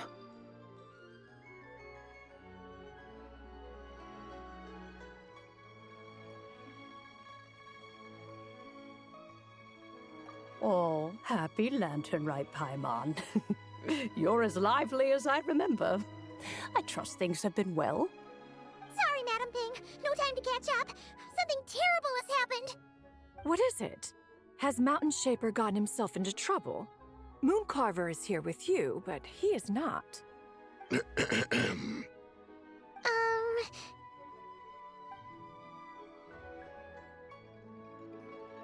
Wrath of Mint? That old fool dares to utter such nonsense behind one's back. Yeah, that's not really our biggest concern here. So, even a mere deadly self of the White Horse Adeptus was able to possess Mountain Shaper and affect his mind. No wonder Rex Lapis told us to gather here and await his orders. Mountain Shaper's cultivation is inadequate. He was caught unprepared. Were it one of us, Zizha would hardly have found a vessel quite so ready for the taking. Hey, that's not what you said earlier. Where is Mountain Shaper now? A question that hardly bears pondering. Obviously, he intends to plant mint in the vicinity of one's abode. Ah, then he poses no great threat. We might as well let him be. Once he fulfills his wish, it's possible that Zizha will relinquish him of her own volition.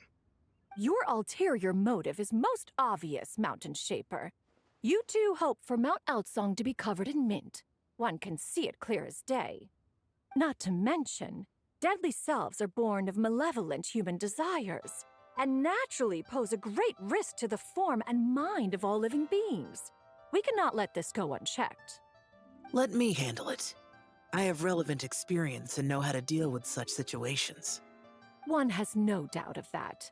Yet your involvement would likely end in armed confrontation. In one's own estimation, the time for such measures has not yet come. Before his departure, Rex Lapis knew that Zhe was active in Liyue Harbor, yet told us only to wait.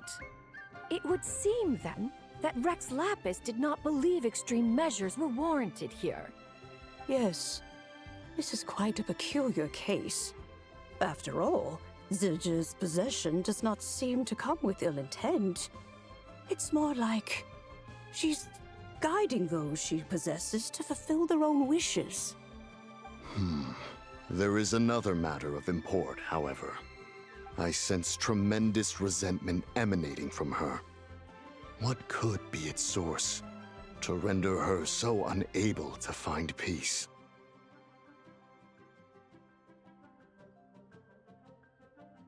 She was talking about the White Horse Adepta's memories, right? From what the Traveler said, it seemed like she was about to explode with rage. But why? With Rex Lapis away, if we wish to understand that which occurred in the past, we shall have to ask her directly. She also mentioned the Curse of Time. What could that be about? Perhaps erosion. Indeed. We are of the same mind. I heard that ancient clans in the mountains once regarded the White Horse Adeptus as the daughter of time. It seems there was some truth to that, after all. The daughter of time. Cursed by time? Time does not treat everyone equally. The longer you dwell in this world, the more it takes from you. Then what do we do? One has devised a solution.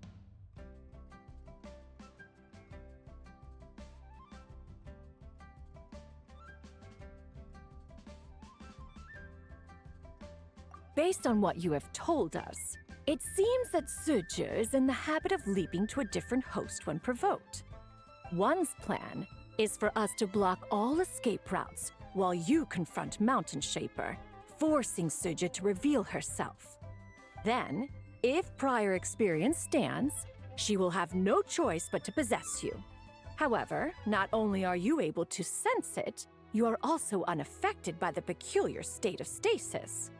In other words, in that moment, you would have the chance to either subdue or persuade her. That is akin to walking straight into the lion's den.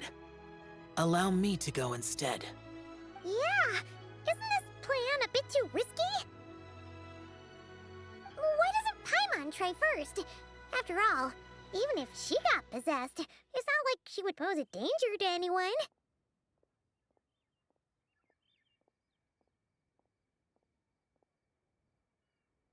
Paimon's wishes aren't all food-related, you know. One would not suggest this course of action if one had any such reservation. Time and again, the Traveler has proved immune to Zhe's influence. Consider for a moment why that might be.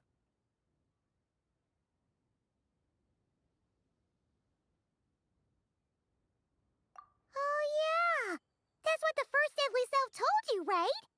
Perhaps your time in Nodcry left you with the blessing of the newborn moon goddess, Traveler. And this White Horse Adeptus clearly has a profound connection to the moon. Indeed. Indeed. I see. Have you other concerns, Conqueror of Demons? I was just trying to fathom why Rex Lapis left without explaining the situation in detail. But now I think I understand. Rex Lapis entrusted this matter to the Traveler, which means in his estimation, the Traveler must be the key to its resolution. So I have no other concern. I trust Rex Lapis, and I trust you.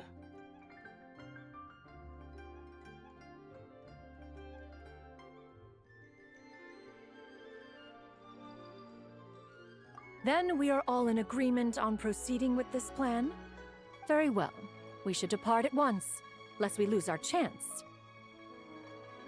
Let Let us see whether that old fool truly dares to face one's abode with mint.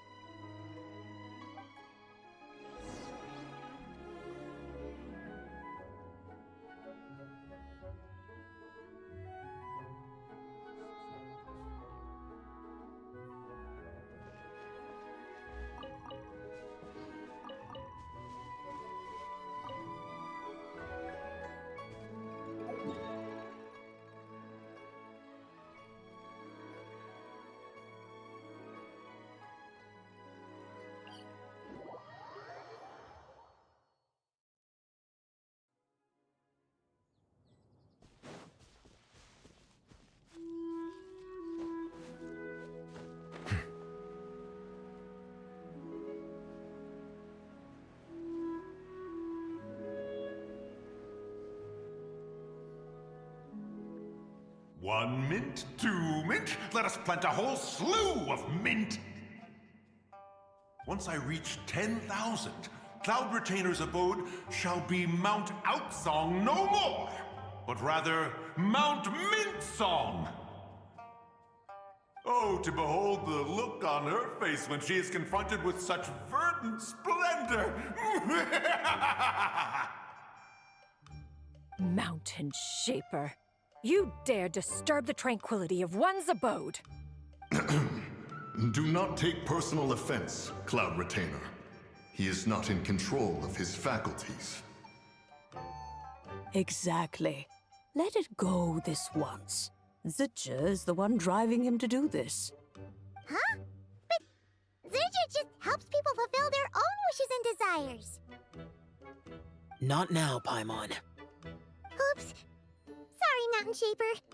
Paimon might have just thrown you under the bus. When he wakes up, we shall have words. Everyone, to your positions.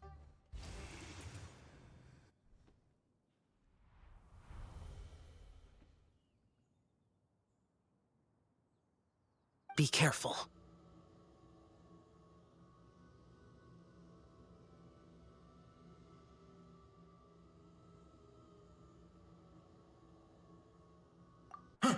A pest? I must catch it! Again!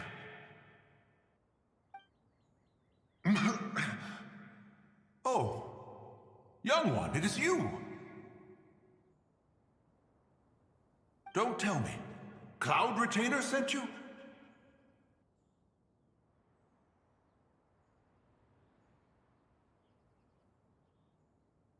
Ha! Such brazen insolence!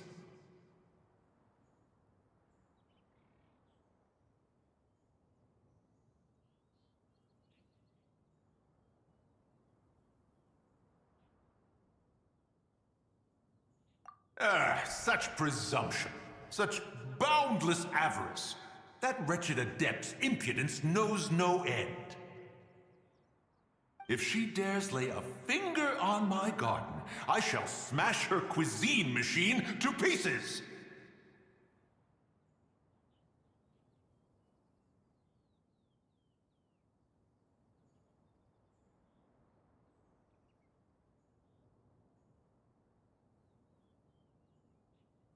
You think I am one to fold so easily?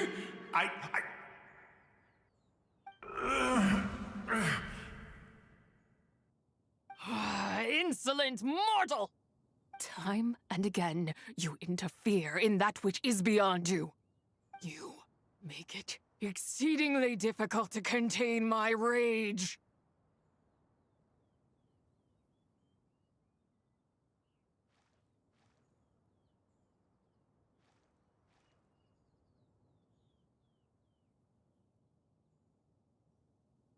You have no conception of that which you seek. It is forbidden!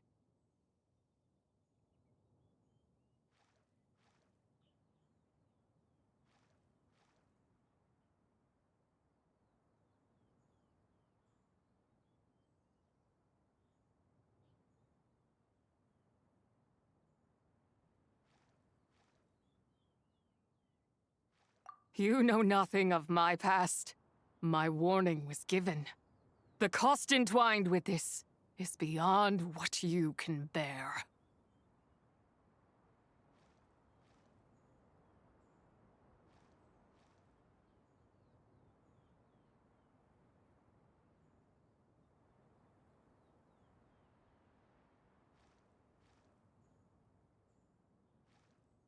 Stubborn mortal!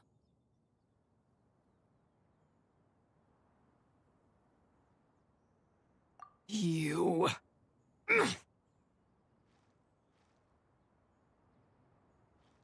Very well. If death is what you seek, who am I not to oblige? Come, let us see the extent of your resolve. Your wish is to behold the curse of time and the memories of this form? Then, let it be granted.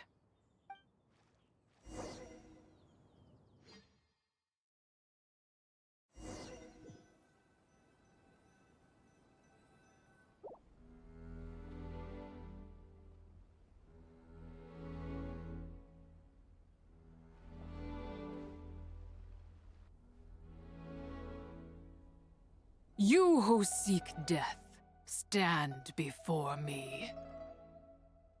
My prison.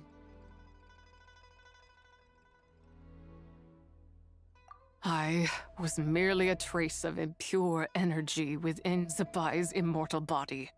When her soul was shattered, it should have been the end of me.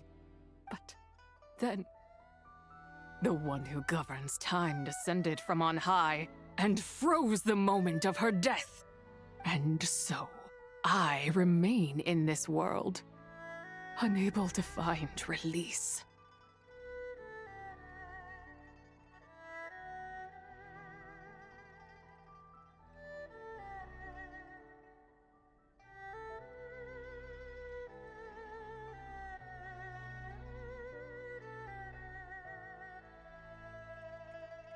A mortal who knows of her existence and would dare to speak her name. Who are you?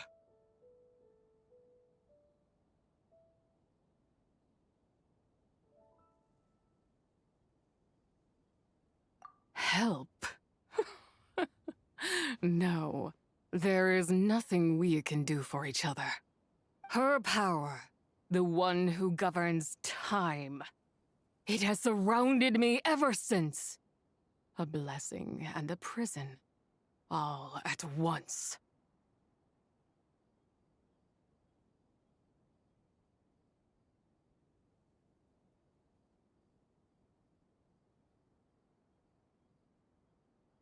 No, I have been asleep in this prison for countless years, until a familiar presence woke me. Then, through that mortal girl's eyes, I saw it. As pure and bright as ever, unchanged across the millennia. It was the moon.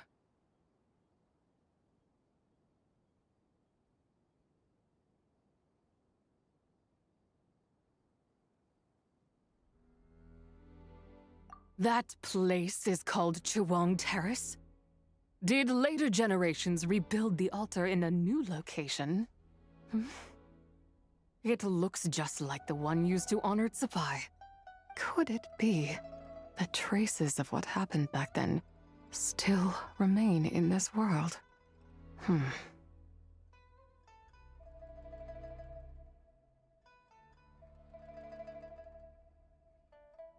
That memory is embedded deep within the essence of Czы Bai's soul. It is one that should have been forgotten. Yet, it is precisely that which haunts my every waking moment, fuels my rage, and denies me a modicum of peace.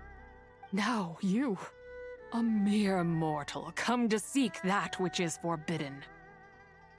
So, let us see whether the fire that fuels your ambition is a hero's wisdom, or a fool's courage.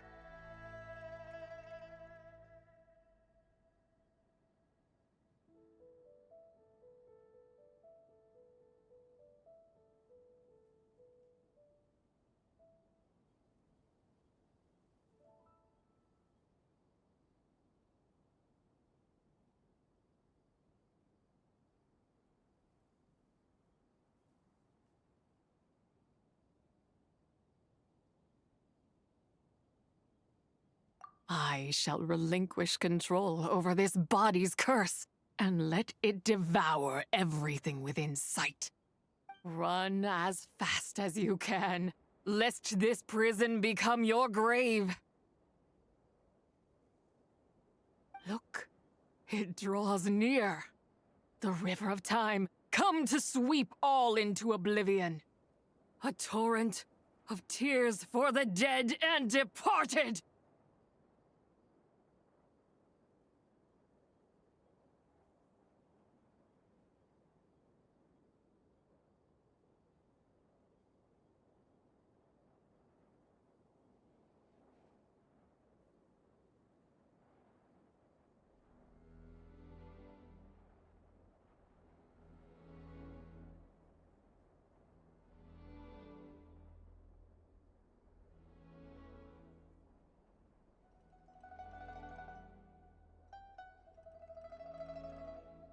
I shall wait for you at the end, mortal.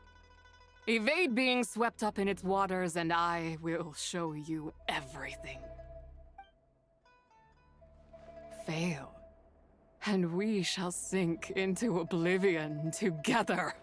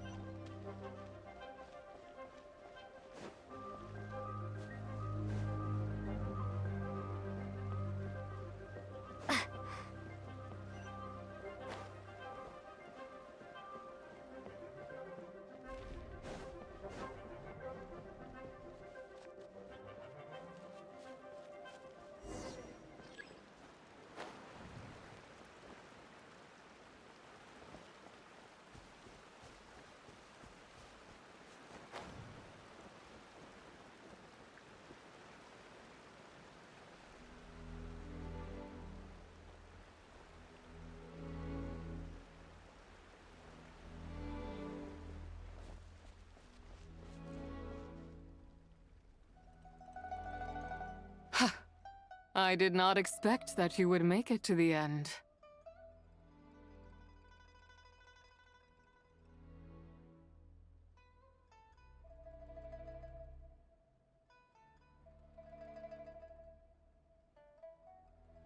Yes, it would seem even time cannot hold you back.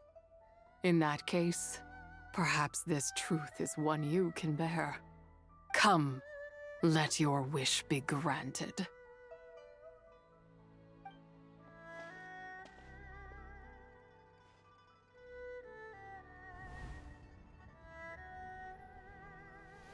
Under moon eternal, in radiant night, a maiden grants silk, soft and light. Under moon iridescent, in night divine, a maiden grants fiber for cloth so fine. Under moon of frost, in night so great, a maiden grants tools to divine our fate. What are Mom and Dad doing? Shh, just make a wish. The kind adeptus on the moon is listening.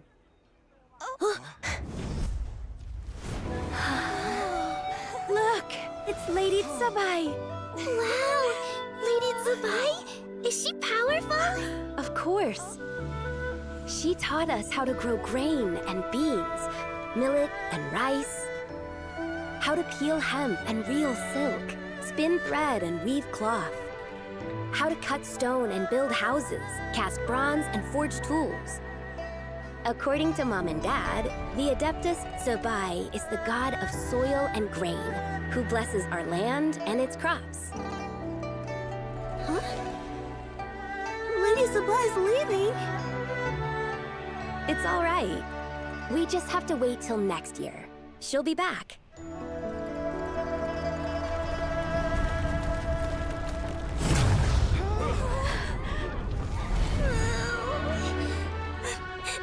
Mom and Dad are gone.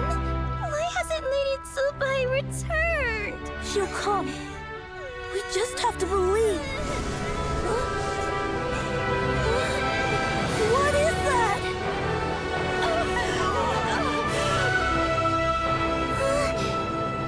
Lady Czы Bai abandoned us. All places tainted by the abyss need to be purified. That includes Long Gone. And what of its people? You know what will happen. You are but an emissary to the mortal realm. This is Heaven's will. There is no need for guilt, and no place for hope. I wouldn't dare. But the people of Langan honor me, worship me, pray to me. If I do not answer, the guilt will be too much to bear. And if you do, you will meet the same end. Then as their god, I shall die among them. Look!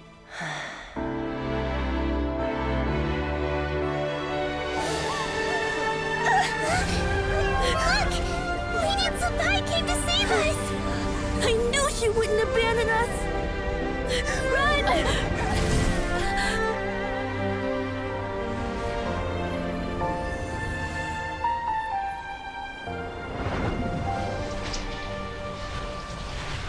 You have done enough.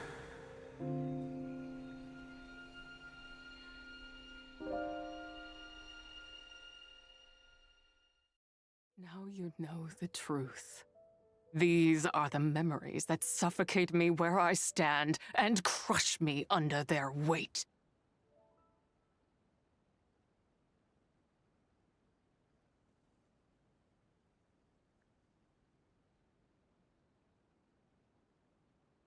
Not just my nation, but the people I loved.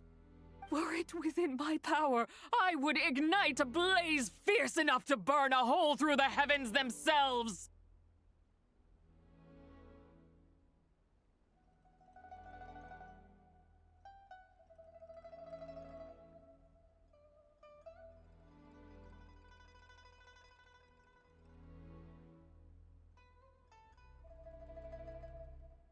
It was a time of war, one that ravaged heaven and earth. Remnants of the battles tainted with cursed power fell from on high and devastated Langan. The heavens decreed that the tainted filth had to be cleansed. No matter the cost, if I just had more time. I could have, but it wasn't enough! I just needed a bit more, and they all could have survived.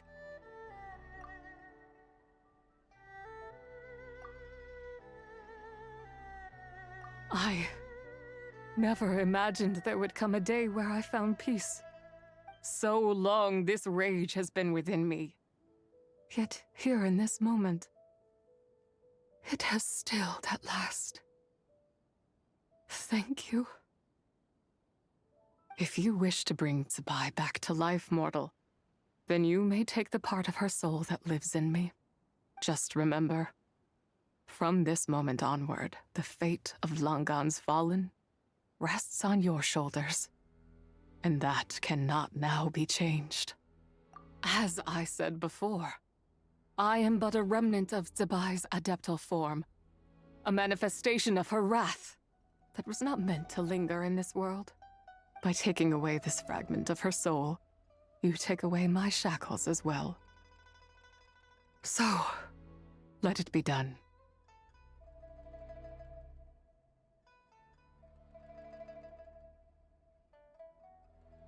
Ah, it's your turn to grant one of my wishes, is it? Very well. In regard to my fate, and that of Langan's fallen, I know there is little I can demand of you.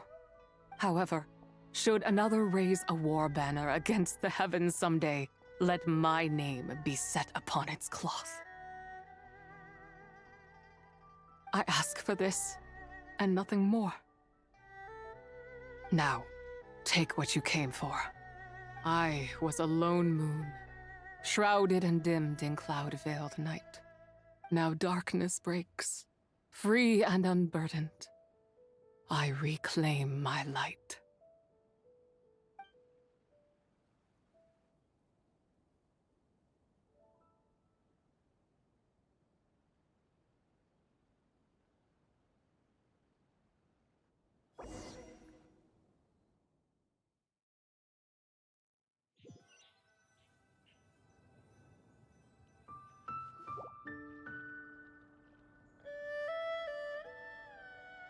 You think I am one to fold so easily?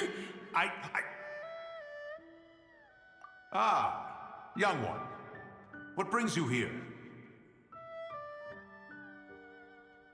My, what exquisite mint seedlings.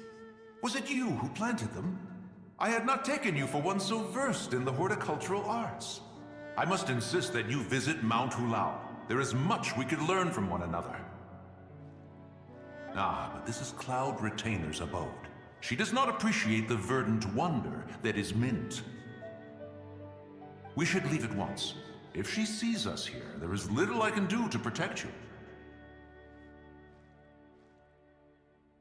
You weren't? Was it Moon Carver then? My, what nerve he has. What? Looks like Mountain Shaper is back to normal. Has the matter with Zhe been resolved then? Wow, that was fast. That took, what, like, a second? A second to us, perhaps. But for the Traveler, I imagine it felt much longer than that. One's plan was most successful then. And you're all right, Traveler. You don't feel strange in any way? Well, sounds like good news all around. I'm glad this matter is resolved. What is this matter you speak of? The possession of that mortal child? The matter of Zhe may have been resolved, but there is another that is far from over. The mint you planted around my abode. Perhaps you have a moment to spare for a little chat, Mountain Shaper.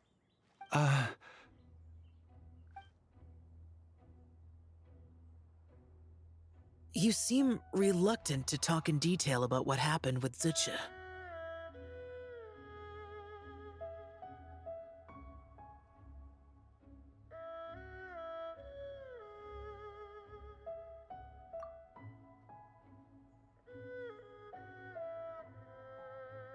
Don't worry. I won't ask you to reveal her secrets to me. And I doubt the other adepti will either. Huh? You don't want to know what happened? The expression on your face. I know it well, Traveler. It's one I've seen Rex Lapis wear on many occasions. Whatever you learned, it must be too heavy to share. But you're okay, right, Traveler? That deadly self didn't hurt you, did she? Well, as long as you're not hurt, Paimon doesn't need to know anything else.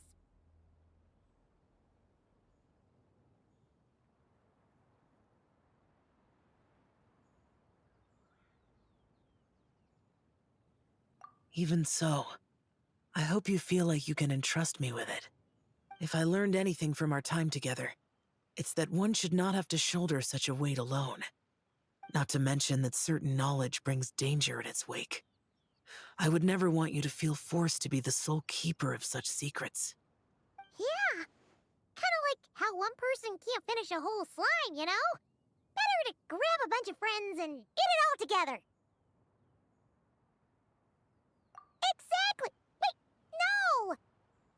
just saying, we've got loads of friends who'll be more than willing to lend an ear.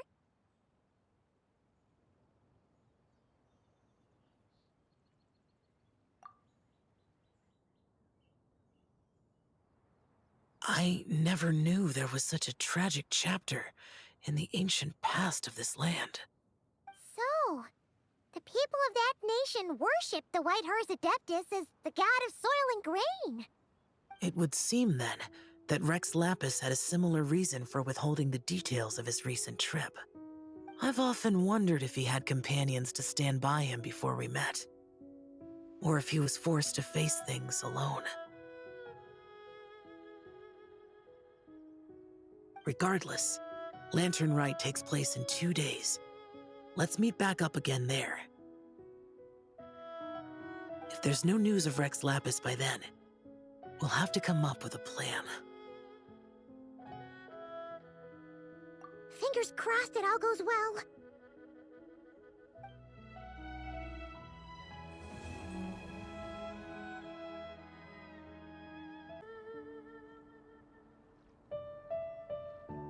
Xiao! Cloud Retainer! Madam Ping! We're here! Any news on Zhangli?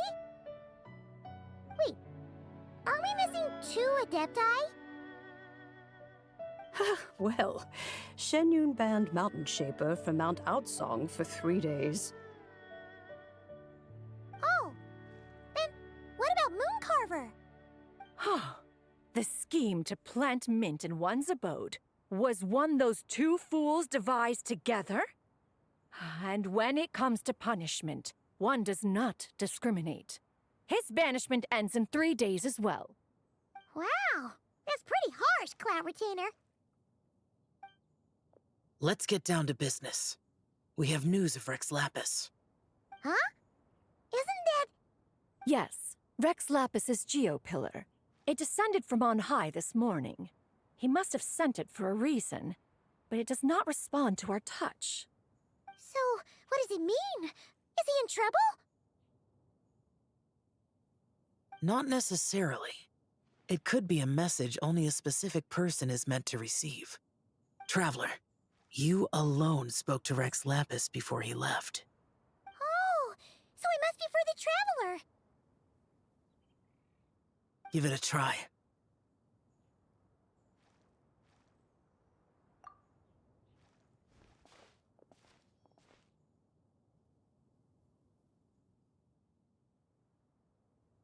Come to the spring on Mount Qingse. I have left an entrance for you.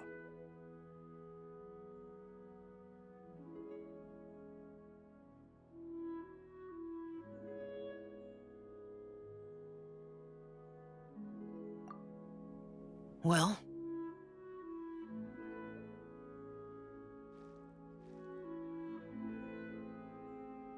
Just as one surmised, it seems that Rex Lapis will not countenance our involvement in this matter. That would not surprise me in the slightest.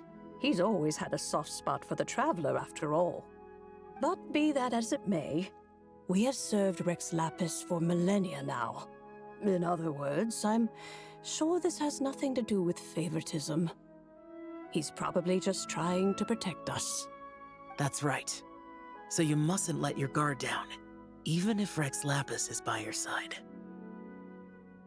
All right, let's get going. We'll try not to keep you all waiting.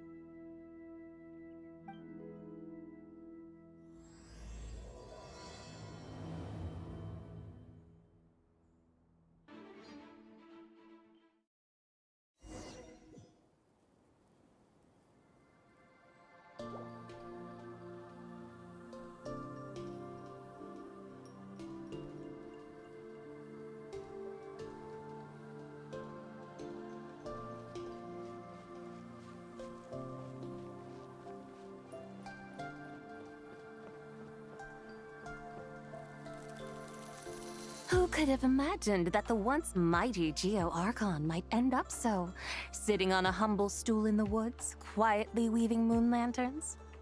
You really do look like an old man now. This is a Xiao lantern, not a moon lantern. Hmm? In ages past, When the gods waged war and the world was in turmoil, these lanterns were lit to guide fallen warriors back to their homes. Had you tarried in the mortal realm for but a little while longer, you might have become quite accustomed to them. Even so, it bears such a striking resemblance to the moon lanterns they used to offer up to the heavens. Could this truly be mere coincidence? Perhaps in some sense it is, yet in another, it isn't.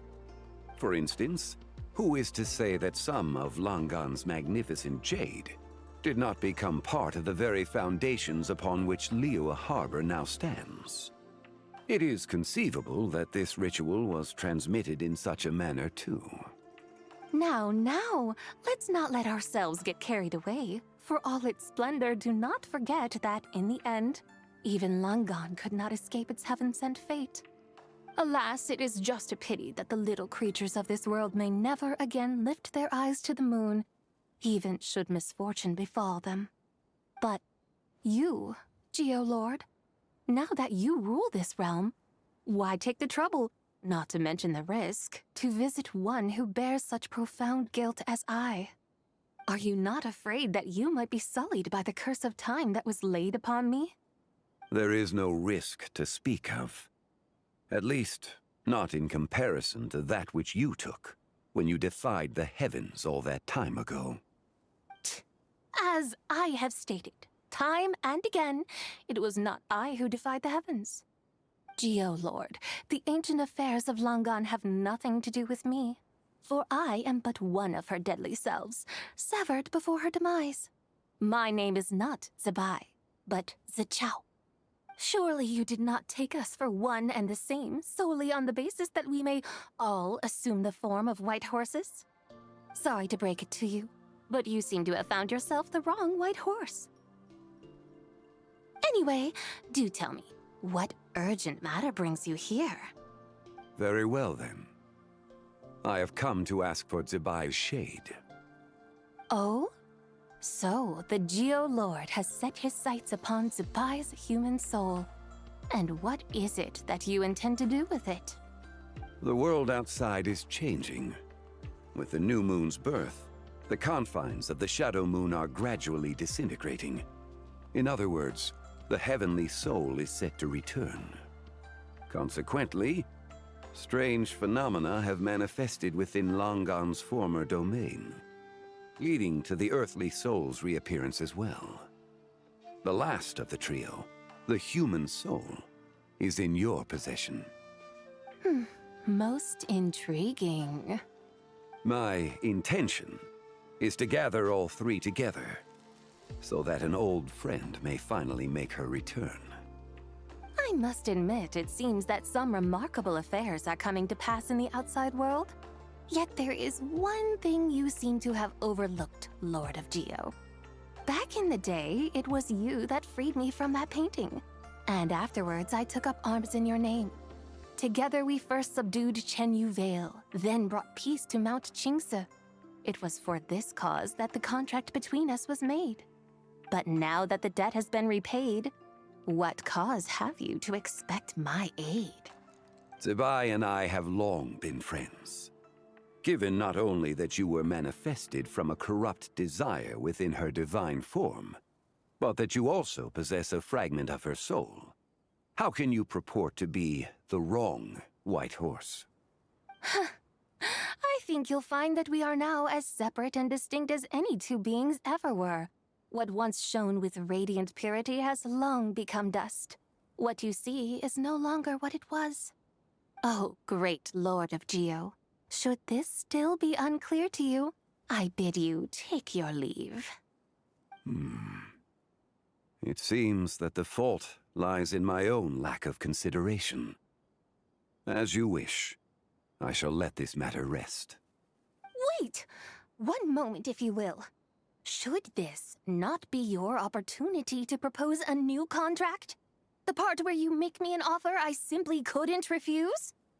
Even those puny mortals know how to haggle when striking their bargains. Should you, the famed god of contracts, not likewise strive for success through negotiation? Come now, enough with the posturing. it's time to name your price. Very well. I had, in truth, prepared a new contract for your consideration. I knew you would not come before me unprepared. Yet, you should know that I want for nothing, for I live in the mountains, carefree and untroubled. Occasionally, I even find sport in teasing the mortals who stumble into my presence. Then why persist in telling them those ancient stories? I speak of what transpired before the sky collapsed and the earth sank into itself. That is merely my way of passing the time. And what of it? Would any believe, much less remember, the ramblings of a mountain hermit? Those tales have long since spread throughout the mortal realm. Who? Should my words prove insufficient, I invite you to see the world for yourself. To this end, I have found you a pair of trusty guides. The lantern rite is presently underway in Liyue, and should prove quite intriguing for you. So this, then, is the contract you have prepared for me? Indeed it is. Think of it as a contract for a one-day festive excursion. Surely you do not hope to offer this in exchange for Czы Bai's shade. The foundation of my very existence for a little excursion seems a little steep, wouldn't you say? Why not see for yourself? You can always decide afterwards. The final determination, of course, shall rest with you. Is that so? Then perhaps this deal might not be entirely off the table after all. Where then are these guides of which you speak? Hey, it's Young Lee! Oh, we've been looking for you everywhere. We thought you might have gone missing.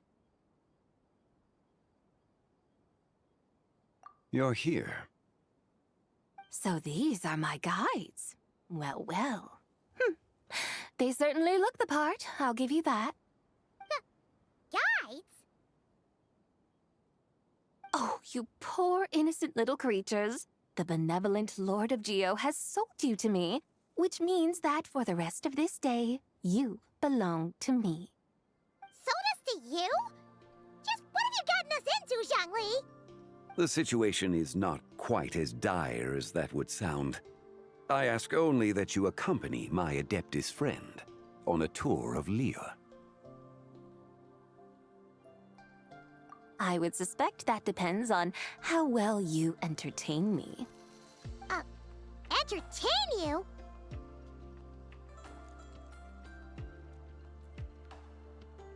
Let us start with this Liyue harbor of which I have heard so much. Nowhere is quite so fascinating as a place teeming with little mortals. How come this Adeptus sounds so different from what Paimon imagined?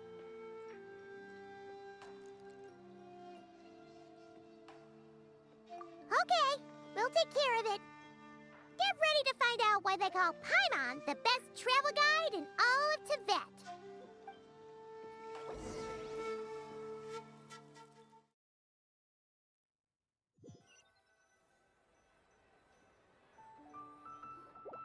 Look! We've arrived at Liyue Harbor. Not only is it Tibet's busiest port, it's also the beating heart of Liyue. So, dear Madam Adeptus, where would you like to go first? With humble fare and wine to sip, in comfort clothed and soul at ease, one eats, and all the heart's ills cease. So we're heading straight for the good stuff? Well, you're in luck, because Paimon's an expert when it comes to food. There are two main cooking styles in Liyue. Li cuisine, which is all about mountain delicacies, and Yue cuisine, which is centered on seafood. The most famous restaurants are Liuli Pavilion and Shinyue Kiosk. Oh, now Paimon's starting to drool. Yes, our only option is to go try them both. 2 meals back to back. Both sound like excellent options to me. Are these the kind of establishments that most people might visit on a regular basis? Not exactly. Both Li cuisine and Yue cuisine are known for their pricey ingredients. Definitely not what you'd call the budget options. But don't you worry about that. Just think of it as Zhang Li's little treat.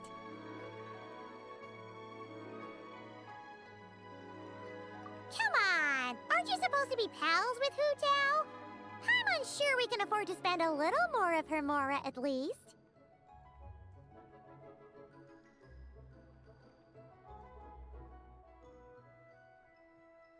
Hey! All Paimon wants is to provide our adeptus with the best possible experience here. Don't you want that too? Both certainly sound like worthy choices. Just now, though, I happened to see a porter pass this way. Where might individuals like him go to eat? A hungry porter, huh? Oh! Paimon knows just the place!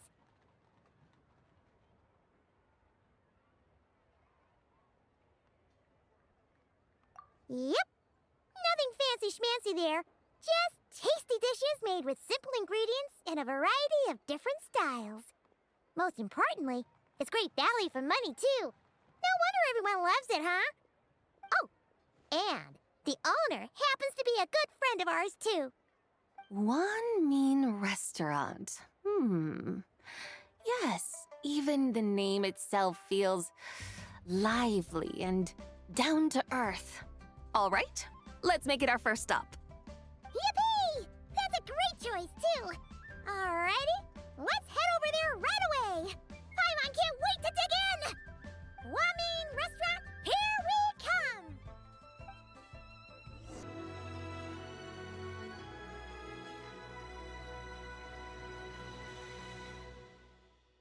Xiangling! Chef Mel! We're here! Oh, hello there. What a surprise to see you two. Welcome, welcome. Hey there, Traveler and Paimon. We're a little busy today, so grab a table while you still can. But I don't think I've met this lady before. Is she a new friend? You could say that.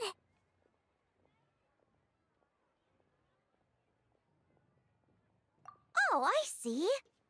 Well, hey there. A friend of the Traveler's a friend of mine, too. Don't worry, we'll take good care of you. Just order whatever you want, it's on the house. By the way, I'm Xiangling. I cook here at Wan Min Restaurant. What's your name? Miss Xiangling, have you ever heard of the White Horse Adeptus? Of course. What about her? I am her, and she is me. Huh? You mean you're an Adeptus? Oh, you young'uns crack me up. Come on, Xiangling. You've got to keep up with the times. Haven't you heard of cosplay? It's like a role-playing game where you dress up as famous characters and pretend to be them. Seriously, it's all the rage, and it looks like this young lady is quite the expert. Your friends sure keep their fingers on the pulse, huh, Traveler? Wow, Dad. Didn't know you were so tuned in. But how come I haven't heard about it? You gotta listen to our customers. Didn't I tell you to spend less time chasing after wild vegetables and more time making friends? You're even more out of touch than I am. Hey, I like making friends too. Isn't that what I'm doing right now? Anyway, even if it is just a costume, is it alright if I still call you White Horse Adeptus? Of course it's all right, because that's exactly who I am. Okay. I can see you're really committed to the role. How about I call you the real White Horse Adeptus instead? In that case, you can call Paimon the real traveler. You're right. You could have at least switched outfits. Puny mortals. Nevertheless, I suppose it might be amusing to indulge in your little charade for a while at least. All right. Go grab yourselves a table. I'll come take your order in a bit.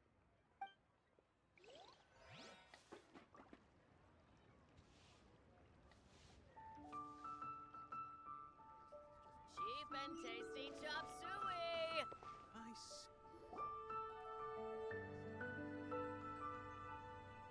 Hello.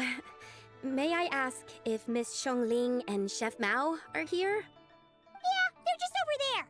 Wait a sec. Aren't you? So, what would you like to... Huh? You're... Hello, Miss Xiongling. It's me, Lu Xiongxiong, the one who broke some stuff here at your restaurant a few days ago. I just wanted you to know how sorry I am. I honestly don't know what came over me. Please, please forgive me. Oh, it's you. You really gave me a fright that day, young lady. You didn't actually get food poisoning from our black-back perch stew, right? Come on, Dad. She's come to say sorry. It's all right, Miss Lu. You must have been feeling a bit off that day. You're looking so much better now, though. Why don't you grab a table, too? This one's on the house. No, I couldn't possibly. Hey, it's totally okay. We all feel under the weather sometimes, especially when we're away from home. Go on, find yourself a... yikes. Looks like all the tables are taken. Wanna come sit with us? We've got an extra seat over here.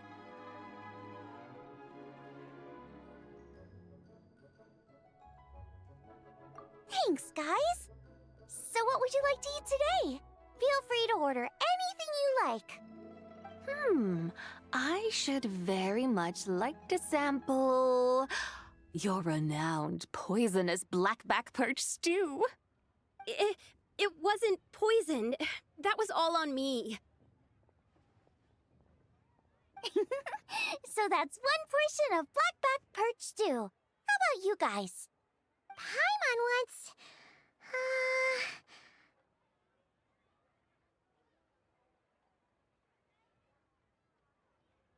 Sure thing! Looks like Paimon's having trouble making up her mind. Anyway, I guarantee you'll love it. Let me think. Well, since the blackback perch stew is on the spicier side, I guess it makes sense to balance it out with a serving of stir-fried shrimp. And since it's lantern rite season, you better try out the triple-layered consommé and come and get it too! Those are our seasonal specialties. As for the carbs, since we've got a full table, how about some right at home? Along with our special chili mince cornbread buns. Trust me, you won't be disappointed. Then for dessert, I'll whip you up some Lucky Snow Delight.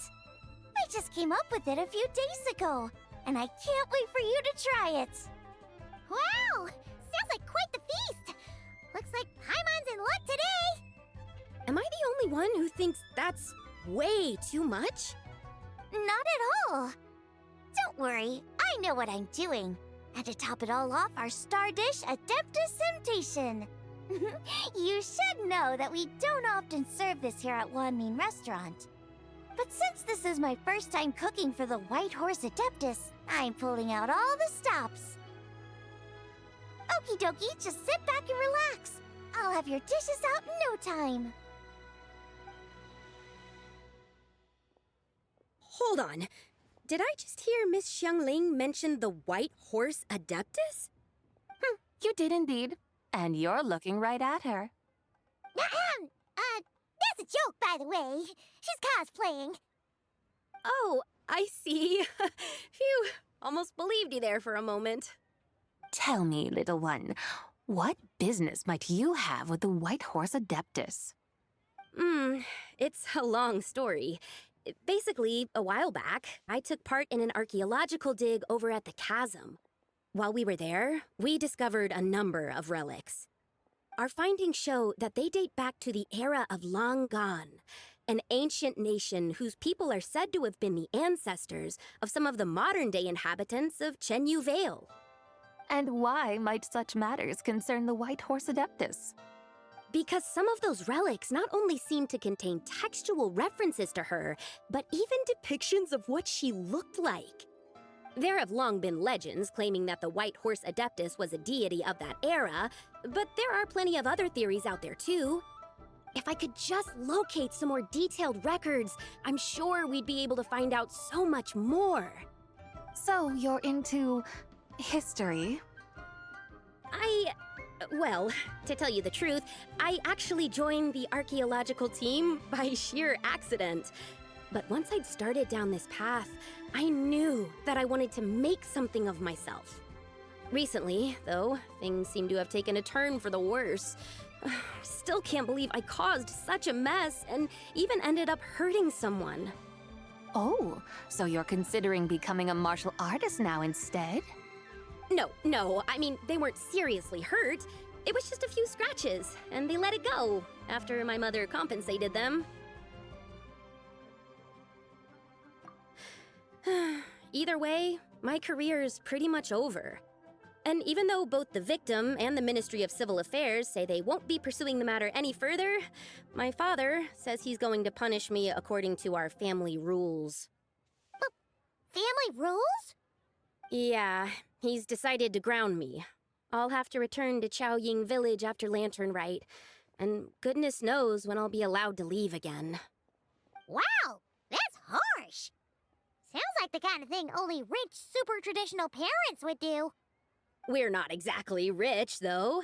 All we own are a few tea fields in Chaoying Village and a guest house in Liyue Harbor. A guest house? It isn't Baiju Guest House by any chance? Yep, he's my grandfather. So you've heard of the guest house before? Small world, huh? Come to think of it, didn't Boss Lu mention something about hoping that the White Horse Adeptus would show up and let her divine power be known? Sure, but Paimon's guessing this wasn't exactly what he had in mind. Little one, it sounds to me that your family is rather well off after all. What then drew you to archaeology? Why subject yourself to such unnecessary hardships? Even if I stayed at home, there's no guarantee I'd lead a nice, easy life. Just look at my father. Recently, my grandfather put him in charge of the guest house, and he came up with a bunch of ideas right away, starting with changing its name. That didn't turn out well, though. My grandfather yelled at him for days, even calling him a bad son, and they still haven't let it go. Oh! Paimon thinks we might have heard about that too. Long story short, being dependent on others is never fun. You just end up being completely under their thumb. That's why I want to make it on my own out here, no matter how hard it is. After all, as the saying goes, to rise above others, one must endure the hardest of hardships. What's so funny about that? You poor, innocent little creatures never fail to amuse me. To think you would endure all manner of hardships in your brief time on this mortal plane, and all that merely to rise above others. I would have thought that the wiser path would be to simply roam this world as I do. Huh? Tell me, what is it that you truly delight in? Archaeology? Martial arts? Tea planting? Or perhaps the keeping of a guest house? What I delight in? Yes. Surely there must be something you don't find quite so exhausting. Whatever delights you should not feel like a burden. But do things like that really exist? Of course! Take Miss Xiangling, for instance. I defy you to detect even a hint of hardship on her face when she wields her walking spatula. So, since it seems you are resolved to tread the rocky path, you should strive with all your might to pursue that which brings you delight. You mean, like cosplay? I suppose you might say that. Looks like the White Horse Adeptus is really getting into her role. I think I get what you mean then. Maybe I should have a chat with Miss Xiangling before I head home. Okay, everyone. Sorry to keep you waiting. Here's your food. Wow, it all smells so good. Oh, Finally, I get to try that famous poisonous stew. Hey, didn't you hear what Shang said? It wasn't the stew. If anyone's to blame, it's that other you. What's up? How fiercely this mortal fare burns upon the tongue.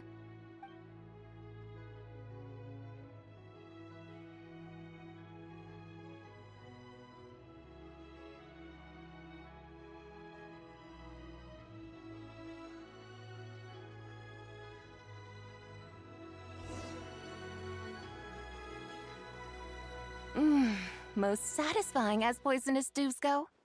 So, where to now?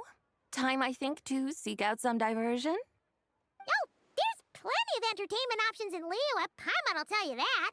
The locals like to drink tea, walk their pets, play chess, watch operas, attend storytelling performances. Storytelling performances? You know, like listening to people telling stories. They're usually based on old Liyue legends, just like their operas. Stuff like The Divine Damsel of Devastation, Through the Eyes of a Dragon, or The Sanctification of Tao Do. What about the story of the bright moon that sits in the sky above us? Paimon doesn't think she's heard that one. Still, the moon does come up quite a lot. It's even in the name itself. The Yue in Liyue actually means moon. Since we're on the subject, you like telling stories yourself, right? Why don't we go check it out? In that case, I'll have to trouble the two of you to lead the way. Awesome! Let's go! Third round knockout, here we come!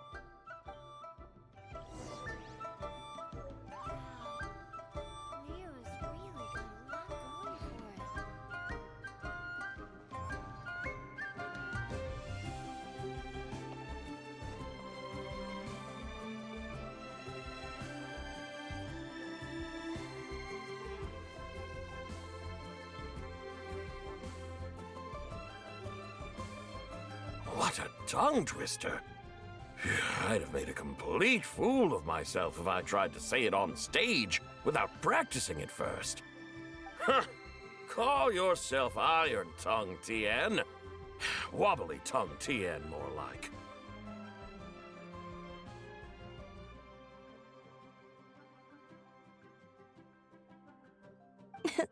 I used to have that problem a lot.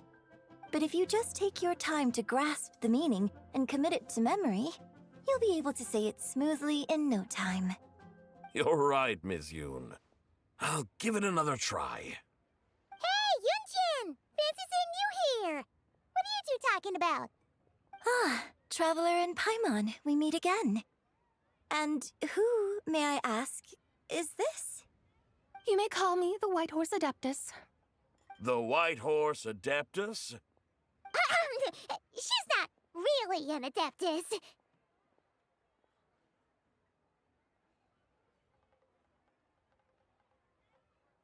I see. Well, it certainly looks like a lot of fun. Oh, funny you mention it. This type of thing is actually something I'm quite familiar with. Once, to perform Through the Eyes of a Dragon, I decided to imagine that I was Rex Lapis himself. It was the only way to truly inhabit his mindset and understand his resolve to quell those demons. Sounds like you just wanted an excuse to feel all big and powerful. Hey, that's... You just don't understand how inspiration works. You're one to talk. Paimon's traveled all over with the Traveler, and she's seen things that would make your jaw drop. All right, then. Since you claim to be so knowledgeable, why don't you prove it by reciting an ancient poem? An ancient poem? Which one? Ha! See? You mean to tell me you've never even heard of the ancient poem called An Ancient Poem? What kind of a title is that? Quit teasing, Paimon. We only just found out about that ourselves. He's talking about the writing on those ancient relics. When we first saw it, we couldn't figure out what it all meant. So in the meantime, we decided to just refer to it as an ancient poem. However, thanks to the painstaking work of the scholars who were tasked with decoding it, it seems like that's exactly what it was. Or rather, an ode offered in veneration of the moon and the white horse adeptus. Oh yeah! Didn't Kuching mention that before? It's got something to do with Longon, right? That is correct. The Ministry of Civil Affairs has issued a notice stating that, although it is true that the moon may disappear tonight, we should be in no danger.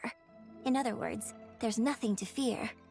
But if you're worried, we can always take a leaf from the Book of the Ancients. By reciting this poem, I mean, and calling for the White Horse Adeptus's aid. If we do that, I'm certain she'll protect our moon and keep us safe. Oh, seriously? Paimon has to get a look at this.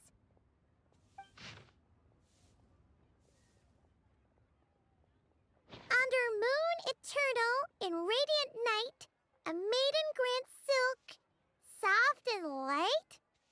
What in Tibet's that supposed to mean? Under moon iridescent, in night divine, blah blah blah, something cloth so fine. Something about fields being plowed, something else about seeds being sown from the earth. Seriously? What is this? The fields are plowed, the seeds are sown, and from the earth, life is grown. Whoa! You did that without even looking! Bravo! Bravo! We have an expert in our midst. Looks like this young lady really does know her role inside out.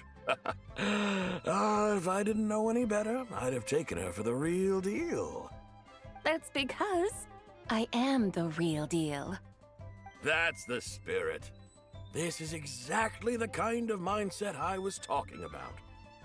Behold, mortals, I am none other than the indomitable Rex Lapis himself. Kneel before my godly splendor. Believe me, young lady, I know exactly why you do it. Back in the day, I was just like you. I must say you are rather amusing as mortals go. Miss White Horse Adeptus, it is a great pleasure to make your acquaintance today. I have some questions regarding the poem, and I was wondering, perhaps, if you might be able to shed some light on it? You want me to explain the full meaning of its verses? Your guidance would be much appreciated. Fascinating. Tell me, do all the people of Liyue still express such reverence for the ancient ways?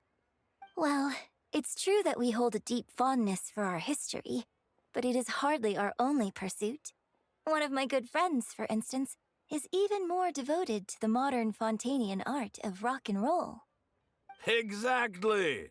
And don't forget, great practitioners of the role-playing arts walk among us too. People like me and you, young lady. Yes. So rather than placing too much emphasis on our reverence for the ancient ways, it might be better to say that here in Liyue, 100 passions bloom, each with a voice of its own. I see. Then, I suppose it wouldn't do any harm for me to enlighten you. In truth, it is but a simple poem of blessings. Its meaning is this. As the eternal moon rises in the night sky, a maiden adorned with lustrous jade descends upon the earth. She blesses the kudzu vines and mulberry leaves, so that they may be used to make coarse cloth that is nevertheless soft, light, and comfortable to wear. As the iridescent moon rises in the night sky, a maiden adorned with lustrous jade descends upon the earth. She blesses the kudzu vines and hemp, so that they may be used to make fine, luxurious cloth. As the frost moon rises in the night sky, a maiden adorned with lustrous jade descends upon the earth.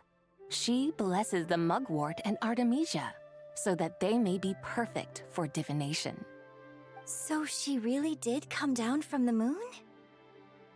She shows the people how to use the plow and spade to purge the land of weeds, till the soil, and heap up the earth to make it fertile. Then with the hoe, she teaches them to sow their grain, bestowing the promise of life upon every seed. She blesses the millet and the beans, ensuring that their stalks and vines stretch forth without end. She graces the wheat and the rice, so that their heavy heads are filled with plump, glistening grain. Sounds like she's a real pro at all this farming stuff. The fruits of the field are harvested and brewed into sacred wine for honored guests. This we reverently present to the divine maiden, with every ceremonial step flawlessly observed, so that she may witness the depth of our piety and respect. Oh, divine maiden, how can your graceful presence in the sky not seem like that of a fairy descending from the heavens? Oh, divine maiden, how does your pure and radiant form not resemble the guardian spirit of our land? I send my heart's desire, ascending to the heavens, beseeching you to grant us good fortune and blessings in the coming year. Huh? So, that's what it's supposed to mean? I find myself speechless, moved beyond the power of words to convey. Oh, young lady, you have shown me the heights to which a true role player might aspire. A truly remarkable performance. I did not anticipate that anyone could unravel this poem with such depth and clarity, and so soon after the Ministry of Civil Affairs notice, too. I'd even begun to consider myself somewhat versed in the matter, but as they say, there's always someone more knowledgeable out there. Allow me to extend my thanks to you, Miss Whitehorse Adeptus. You are far too humble, young one. I must confess, it is I who have been surprised, not only by you, but also by this Liyue harbor of the present day. Ah, so you're not from Liyue. And what, may I ask, has surprised you about it? Oh, it's nothing really. Just some old memories scattered here and there. Very well, my guides. I suppose it is time we set forth on the next part of our excursion. I'd like to go see that wharf now. What say the two of you? No problem! We'll take you wherever you want! Oh, leaving so soon? Before you go, allow me to introduce myself. I am Yunjin, director of the Yunhan Opera Troupe. May I ask your name in return? My own name is scarcely worth mentioning, but since you asked, perhaps I'll tell you the title of that poem instead. Huh? So, it isn't actually called an ancient poem? Of course not. Its real title is Odes of Long, Czы Bай. Odes of Long, Czы Bai. All right then, until we meet again.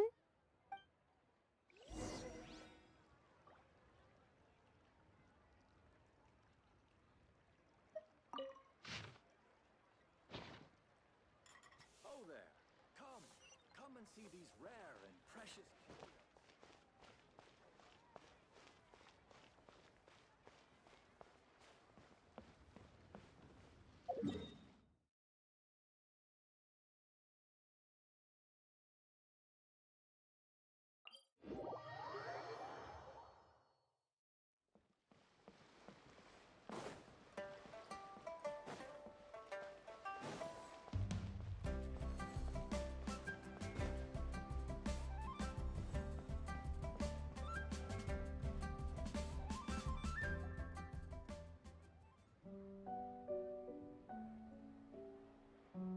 Hey, Ganyu! I almost forgot to mention.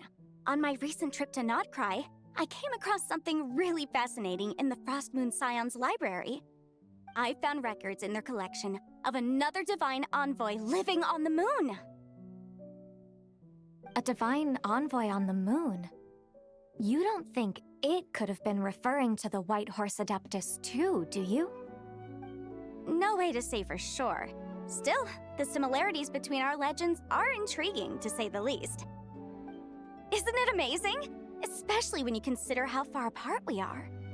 It truly is. We might live in different lands, but when we look up at the night sky, we all see the same moon and stars. Right? It's like We're all bound together, no matter where we are. When you think of it like that, it's almost as if our friends from other nations will be right here celebrating with us. Isn't that a wonderful thought? No wonder you were so excited to go see the giant lantern when you first got back. Sounds like you're a real fan of the White Horse Adeptus, huh? I guess you could say that. Just a pity she's so elusive. Even Granny's never met her, you know? Maybe she really is just a legend after all. Hey, Yanfei and Ganyu! Trust, Paimon. The White Horse Adeptus is as real can be. Huh? Oh, look! It's the Traveler and Paimon! Feels like I haven't seen you two in, like, forever. Happy Lantern Rite. It's so good to see you again. Hey, you two. Happy Lantern Rite.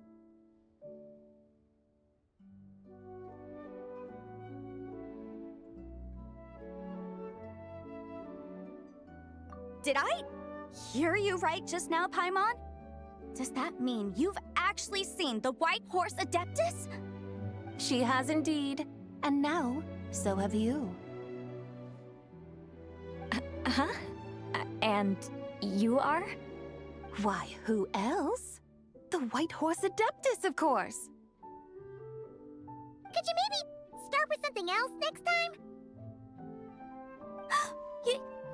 You're the White Horse Adeptus? That's right.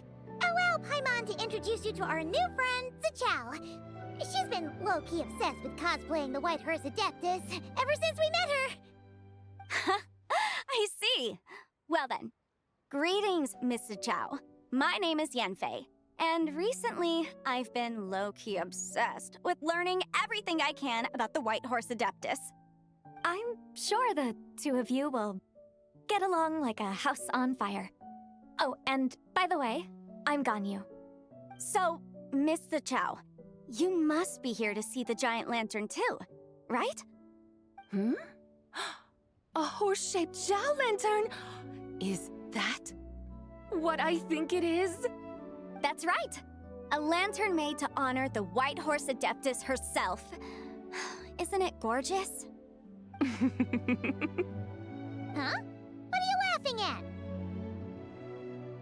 at? Both the lantern and myself. What do you mean? Well, this lantern truly is an artistic masterpiece. But tell me this, have any of you ever seen a horse before? Come to think of it, Paimon can't remember ever actually seeing one herself. What about you, Traveler?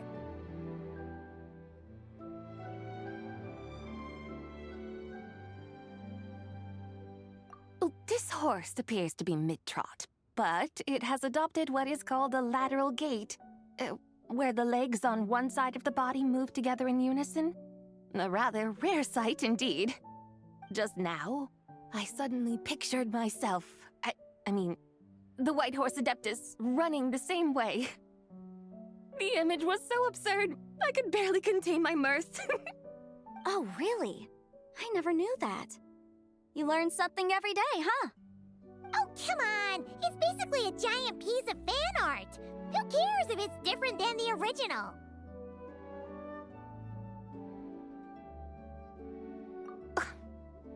I was merely laughing at my own ignorance. I came here thinking that the White Horse Adeptus's tale had been long forgotten. Yet here I am, gazing upon a lantern made in her honor. Well, you couldn't have been more mistaken. There are so many tales about the White Horse Adeptus, I'm starting to lose count. Just off the top of my head... Just so you know, Yanfei, we've heard it all like a million times before. Aha! But there's one thing I can guarantee that you haven't. Huh? You mean like a new chapter of her stories come to light? Mm-hmm. And I heard it from Ganyu just yesterday. Hey, why don't you share it with the others? Sure, no problem. Where to begin? Do you guys still remember what Liyue's Moon Chase Festival is about? Of course! It's a festival held in honor of the stove god. That's right. But it took a really long time for the Stove God Festival to become what it is today. In its earliest form, it was actually an adeptal ritual known as the Moon Chase Rite.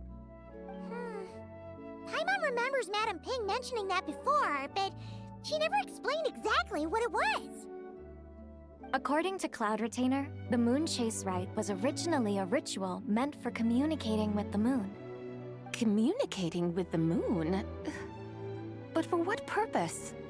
At first, Cloud Retainer wasn't entirely sure either, as it was always Rex Lapis who performed the ritual.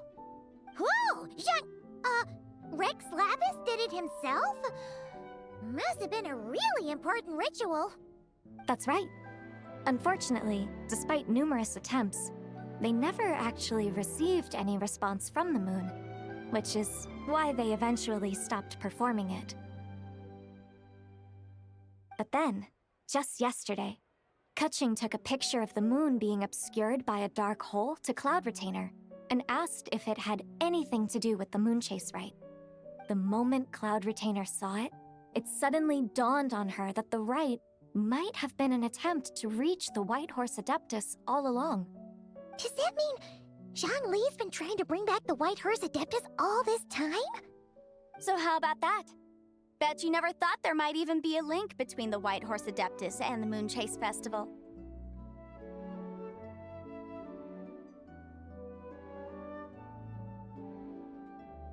If Kutching hadn't taken that picture to Cloud Retainer, we would never have known any of this.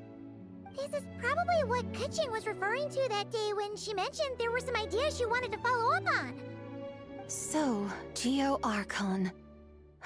All this time, you've been striving to awaken her. Huh? What do you mean, awaken? Nothing. What I truly meant to say was, this new insight you've provided has been truly eye-opening. Oh, by the way, my trusty guides, I've been meaning to ask, where in Liyue Harbor might one enjoy an expansive scenic view? Huh? We're off to the next stop already? But Paimon's barely done digesting that lore bomb just now. All the more reason to find the right spot to let it sink in. Oh, so that's what you're up to. A tour of Liyue Harbor? In that case, if you're looking for a spot with a panoramic view, I'd recommend Yujing Terrace. That's a great idea. Since the terrace is on higher ground, the sea view from up there's so much better.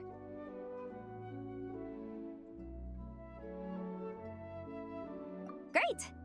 Well, the lantern ride's about to start, so we should get back to Granny's now. Hope to see you all at the festival tonight. Oh, you're off too? All right then. See you both soon. See you soon.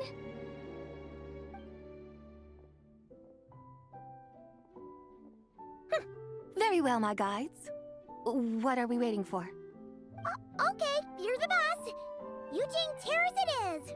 After all, the customer's always right.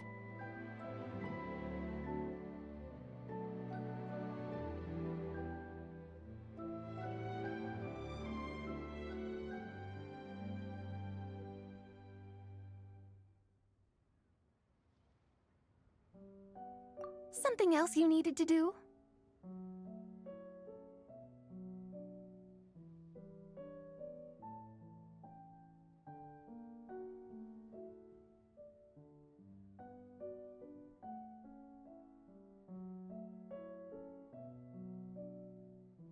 Oh, Paimon likes that idea.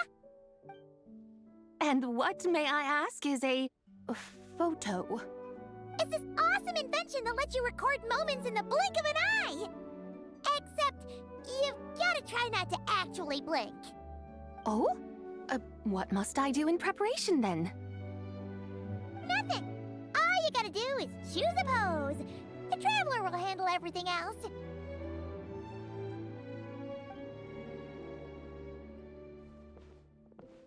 Come on, let's give it a try! Look!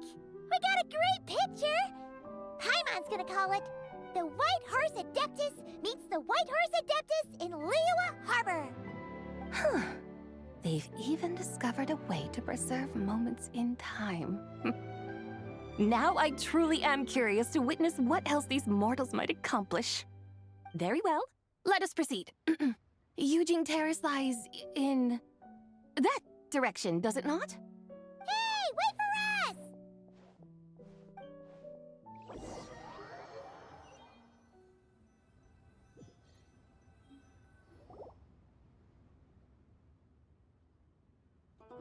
Truly a marvelous view if ever there was one. It seems the charm of this Liyue Harbor is only heightened by the sun's dying light. And soon, people will start releasing their Xiao lanterns to mark the most important day of the year. Practically everyone will be with their friends and family, eating a big meal, chatting, and even setting off fireworks. Trust Paimon, it'll look even more amazing then. What do you say? Want to stay to see that? No need. Let us bring this weary day to a close. Weary day? You mean you didn't enjoy your tour? I had imagined you would arrange for me to witness some grand spectacle. Perhaps the descent of divine beings, the manifestation of the sacred before mortal eyes, or the appearance of a selfless hero come to aid the helpless and downtrodden. Or, should that not come to pass, then at the very least, spend a little more coin. For that, it seems, is how one finds true enjoyment. Alas, but there was none of these. Instead, we merely filled our bellies, listened to tales, and gazed upon a crude imitation of my likeness. And now the sun begins its descent. What a day of quiet tedium. Well, we're so sorry. If we'd known that was what you wanted, we'd have done it all differently. It's all that Jiang Li's fault for not making the customer's requirements clear. Well, it's too late now. Do you still believe I would part with that soul fragment, now so intertwined with my very being? But...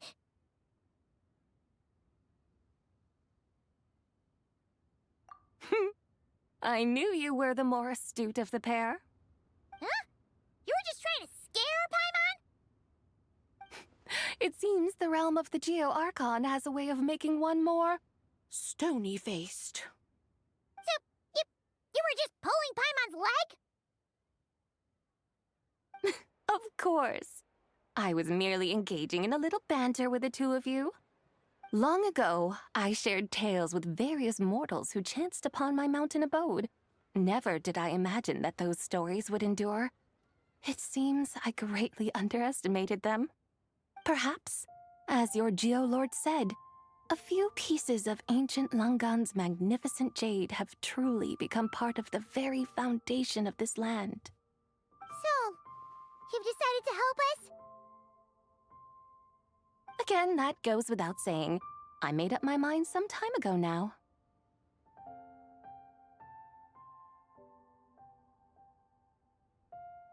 When I beheld a rather intriguing scene as I set foot in this city, I saw porters passing through the alleys, setting down heavy wooden crates from their weary shoulders, peddlers pushing carts as the kites and lanterns upon them rustled gently in the breeze. I saw cooks cooking, actors acting, scholars reading, soldiers marching, children playing, elders resting, officials officiating, and the common folk absorbed in this or that, reveling in the simple joys of life. Some, it seems, have already found that which stirs their hearts, while others continue to fret, troubled by uncertain futures. Yet, in this gentle and serene order, each holds fast to their anticipation, not only for the celebrations to come, but also for the first light of the morrow. Scenes I once yearned to behold now unfold before me, no longer in Langan, but in Liyue Harbor, thousands of years on. How wondrous is this mortal realm!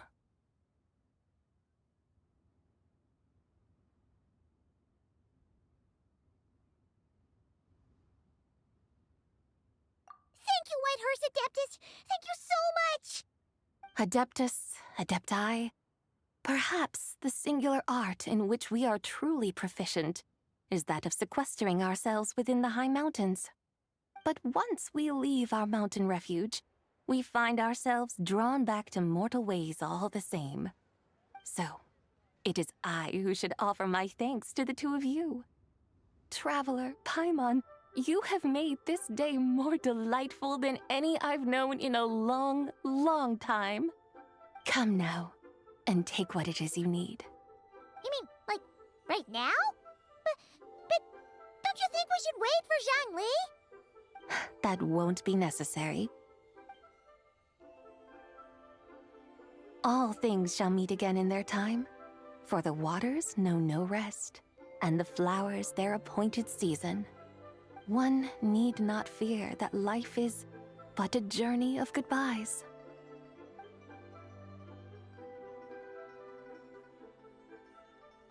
Is she gone?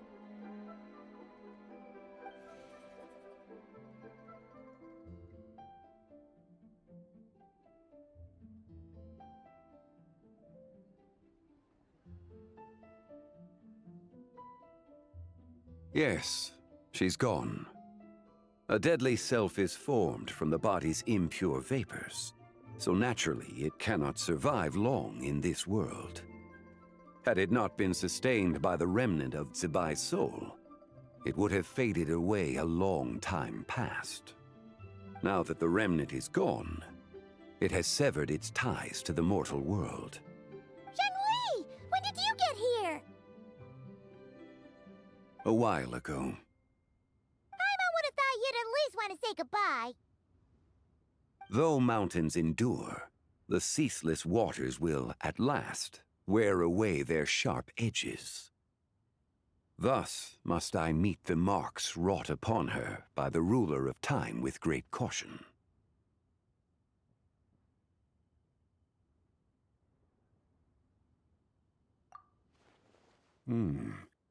It may be goodbye for now, but someday we will meet again.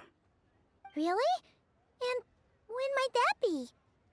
Who can say for sure? Years and years from now, perhaps. Or maybe tonight, at the Lantern Rite. Are you saying that if the White Horse Adeptus were to be resurrected, she'd still have the memories of the three deadly selves? That she'd still remember us? We will find out soon enough.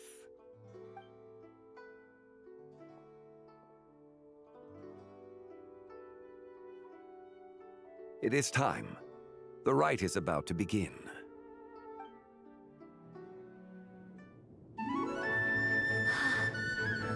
The rite is about to begin.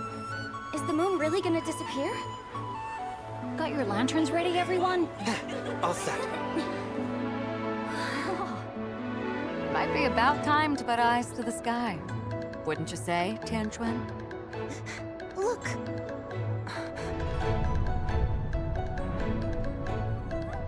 When the sun's out, eat the sun. When the moon's out, eat the moon. Whoa, is this the lunar eclipse? Under moon eternal, in radiant night, a maiden grants silk, soft and light. Under moon iridescent, in night divine, a maiden grants fiber for cloth For so you. fine.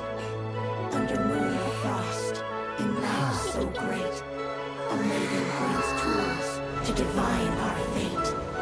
The fields are plowed, the seeds are sown, and from the earth, life is grown. The seedlings stretch, the crops do rise, and all unfolds before our eyes. Fruits are gathered, sweet wine is poured. These gifts we offer to our Lord. Pure is heaven, so fair and bright. She shines as light in this dark night. And with her does this, wish take flight.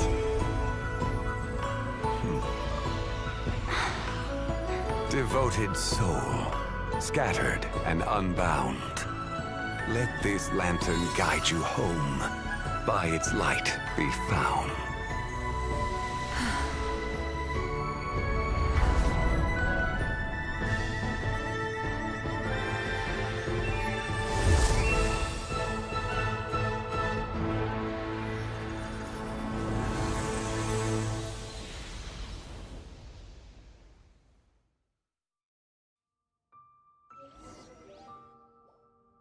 Did we do it? Do we finally get to meet the real White Horse Adeptus?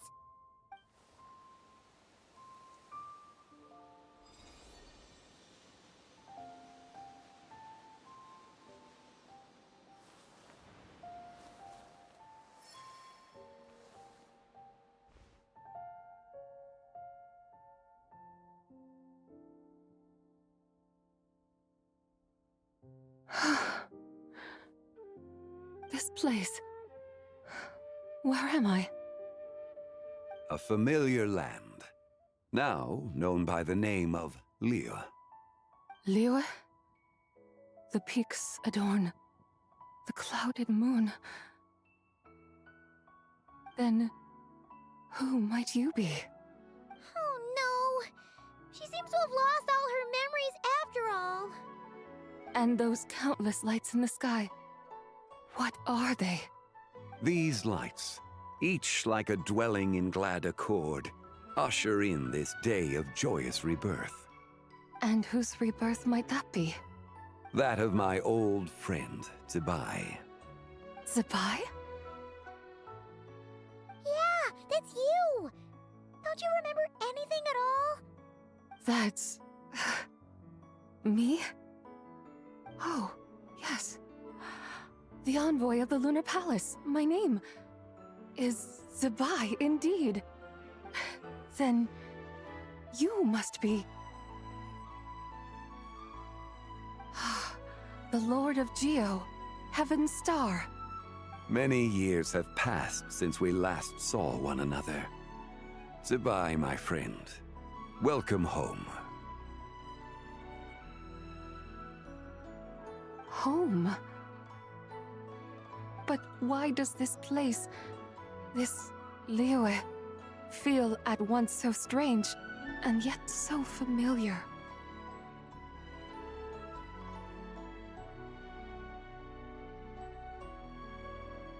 Who you are? Who are you? Ah, yes, I remember now. You are that treasure-hunting damsel, the one stricken by the poisonous fish stew.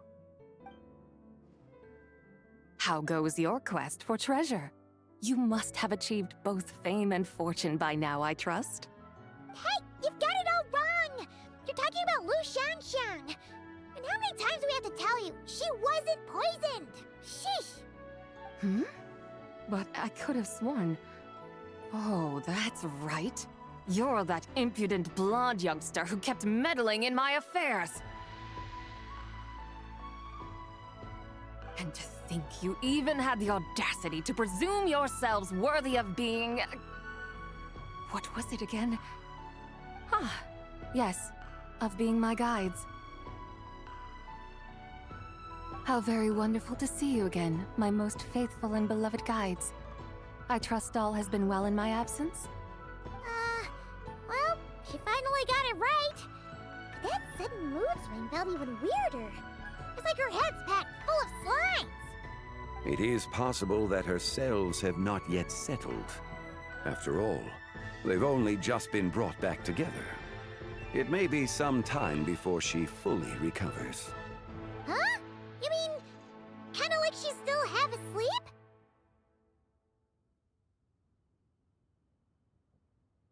That I cannot say for certain. Perhaps a few days. Perhaps a few years. A few years? Mortal years are but a poor measure when divine beings tread the realm of dreams. Well, if you say so. Anyway, at least she's whole again, right? That already seems like a pretty good outcome to Paimon. Yes, there is little cause for worry. We need only wait and let time take its course. Say, what are those little creatures over there up to? Celebrating Lantern Rite, of course. And those lights up in the sky? Those are all Xiao lanterns. This year, each and every one of them carries a little wish inside. Lantern Rite. Then, may I join in too? Of course! Why else do you think we've been running around like headless chickens these past few days? Tell you what, Traveler, we take the White Horse Adeptus out to celebrate? Who knows? Maybe seeing some familiar faces might help her find her feet?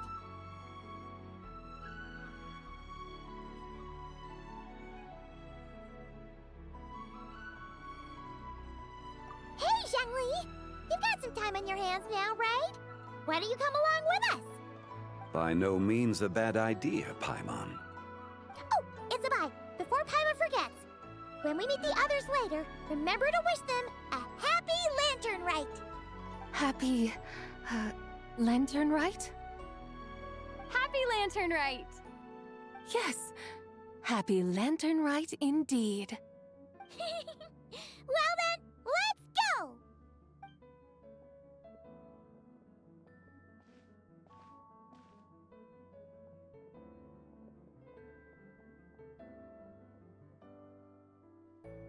Lantern Rite. A night of joy, reunion, and moonlit blessings for all.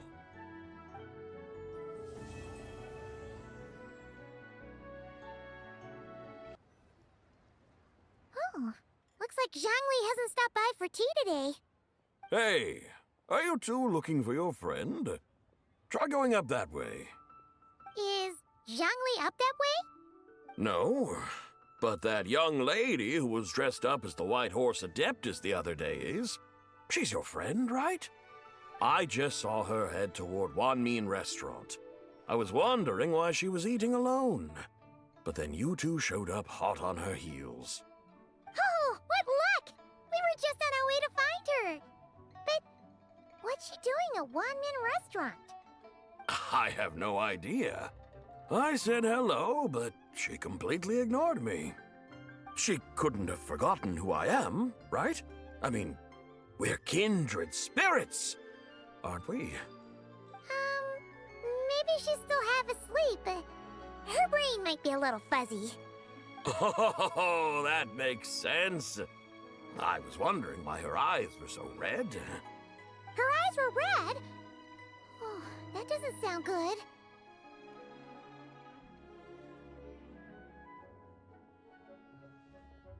You young people, staying up all night because you think you're invincible? Look at your friend. Missing out on sleep so she can pretend to be the White Horse Adeptus. That's where that leaves you, you know. A word to your friend from someone who's older and wiser. She really needs some rest. Paimon won't be so certain about the older and wiser part. Yeah, what was that?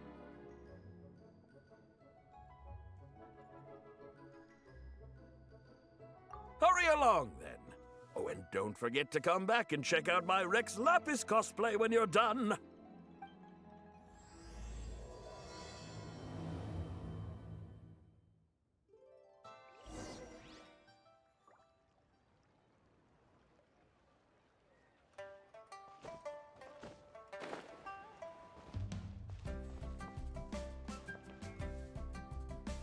Where's the proprietor? Come out and see me at once! Xiangling and Chef Mao aren't here right now. What can I help you with? And who might you be? My name is Shenhe. I work here at Wanmin Restaurant. Shenhe. Shenhe. Are you that crane adeptus who loves planting mint? It's been a few days. Have you improved your gardening skills? Did you manage to cover the slopes with mint? Mint? I don't know anything about mint. But I am familiar with Qingshen and glaze lilies. Ha! Already casting mint from your mind. How can a practitioner of self-cultivation be so fickle, chasing after every new plant that catches their eye? I'm not sure I get what you mean. Are you delirious from hunger? Would you like something to eat? Shenhe! White Horse Czы Bai! So this is where everyone is! Traveler, Paimon. It's been a long time. Happy Lantern Rite. Is this customer a friend of yours? Don't mind her, Shenhe. She's just a little cranky because, she didn't sleep well last night and she's only just woken up. Look how red her eyes are. I see. In that case, Miss Zы Bai, I have a tonic here infused with Xingxin. It's cool and soothing when applied to the eyes.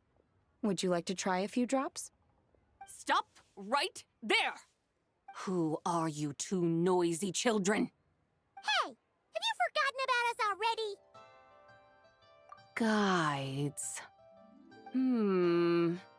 Yes, I seem to recall something about some guides.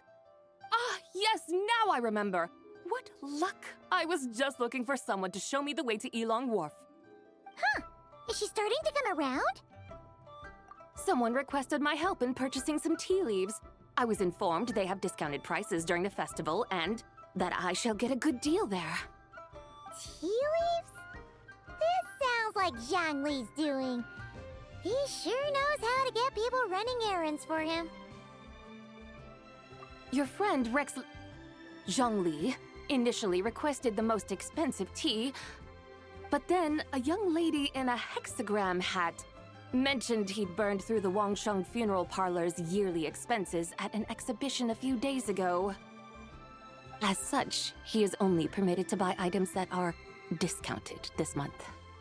Oh, that's his boss, Hu Tao. It's about time she realized the problem and put a stop to his spending sprees. Oh, I see. So that's why you're here. Unfortunately, Wanmin Restaurant doesn't sell tea leaves. If you're truly in need, I could gather some wild tea from the mountain slopes. You don't sell tea leaves? But I remember your boss, Miss Lu, saying that she owns tea fields. You really should get some rest. The person you're talking about isn't the boss of Wanmin Restaurant. She's just like you. She came here to eat. Is that so? Life really is full of surprises. What surprises? Your brain really is as gooey as a pack of slimes. Paimon can't believe Zhongli entrusted you with going all the way to Yilong Wharf and buying tea.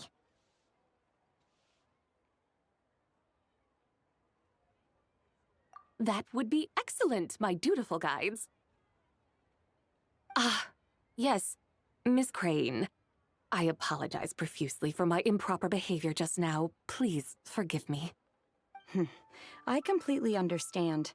Master often says that the human body is like a mechanism in need of regular maintenance. When a person cannot rest at night, they are sure to become irritable and on edge. Miss Crane, you appear reasoned and compassionate on the surface, yet I sense dark forces churning within your spiritual core. Those red ropes you wear are what bind them, am I correct? Oh, you can sense that? Indeed. I also sense that with your strength, you might try undoing one or two of those bonds when training. Untie Shen has ropes? Wouldn't that be risky? Though the use of red ropes to bind the soul is a wondrous technique, practitioners must eventually learn to break free from external aids and look within themselves for restraint. Master has told me similar things, but I am not ready yet. Your self-cultivation has progressed far enough. Then I will seek further guidance from my master. If you still have doubts, you can find me at the Baiju Guest House. I'll be taking up residence there for a while. For now, my dutiful guides, let us be off.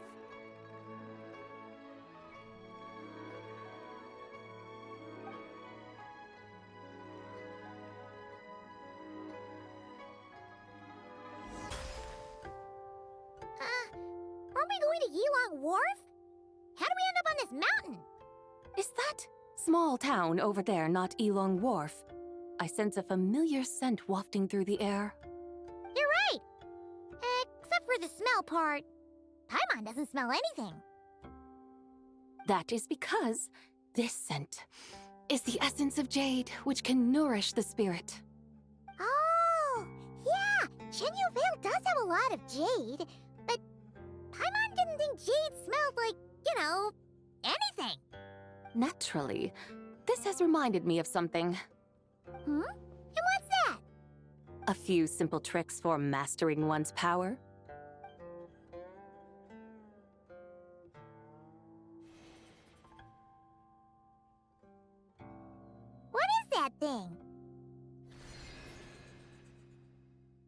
I'm sure you've been to Elong Wharf many times before, but I wonder if you've done so while cruising through the air. You've been such dutiful, dedicated guides, so allow me to offer this fresh experience as recompense. Please step in.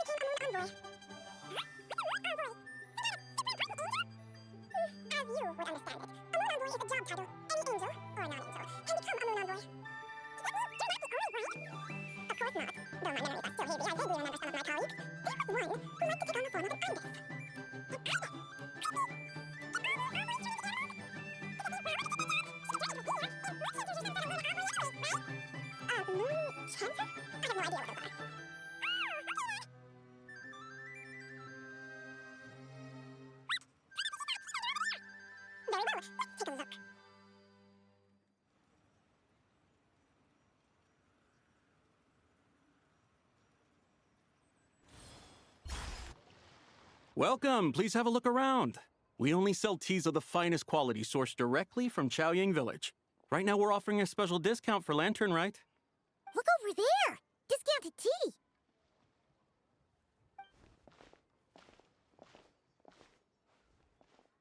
Dear customers, are you looking to purchase some tea leaves? I can see from your bearing that you are no ordinary customers.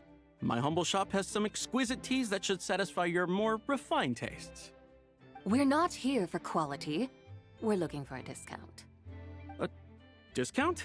Well, that's a coincidence. Our Sunglaw tea is on sale right now. A special festive offer. Something about the name of that tea sounds familiar to Paimon. Buy 3 boxes of Sunglaw tea during the festival to get 10% off. Buy 4, get 20% off. Buy 10, but... That's right! 10 boxes at half price. Have you been to our shop before by any chance? Oh, Paimon's definitely heard this spiel before. 3, 4, 10, 10, 20, 50. Zbai, what are you muttering about? When purchasing 3, 4, or 10 boxes, the corresponding discounts are 10, 20, and 50%. The intervals between the two sets of numbers are 1 and 6, and 10 and 30. Look! Her eyes turned blue!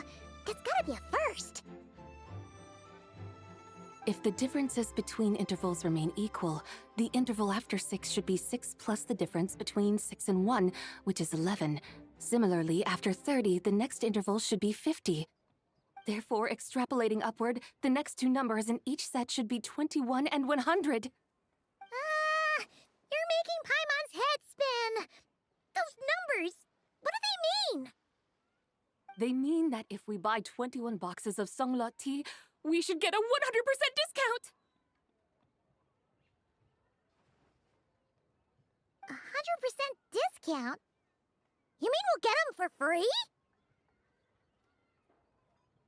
Oh, there was a pattern to the discounts. Is that right? The pattern we speak of is mathematics, little one. A pattern that is always right. That's amazing! You're a shopping genius, Zbai. Oh, wait. Something feels off here. I had no idea our shop's discounts were tied to the laws of nature. I've learned so much from you, dear customer. No need to thank me. Now, please give us our 21 boxes of free tea. Wait! What's the matter? Paimon just realized what it is that's not right. It took you long enough. We got the short end of the stick! Think about it.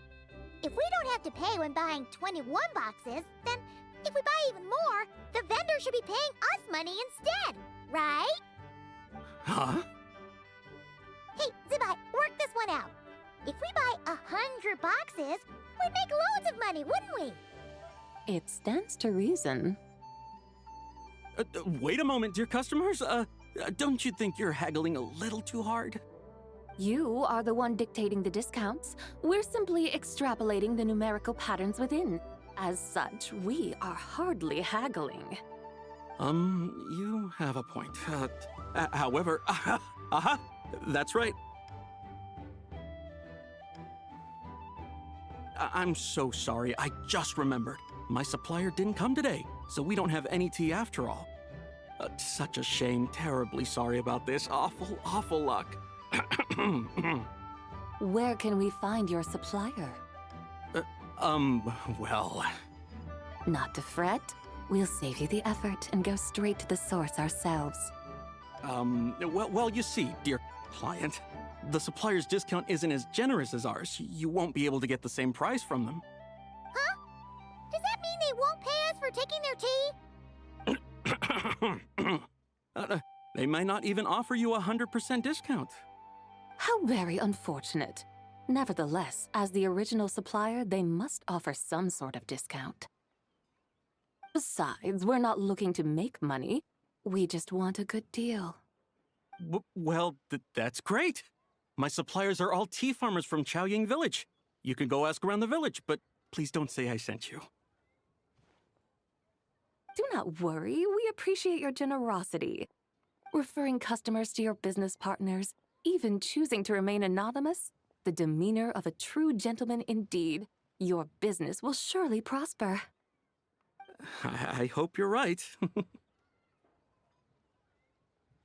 Then let us head to Chaoying Village. Do you know the way, my guides? Of course! Just follow us!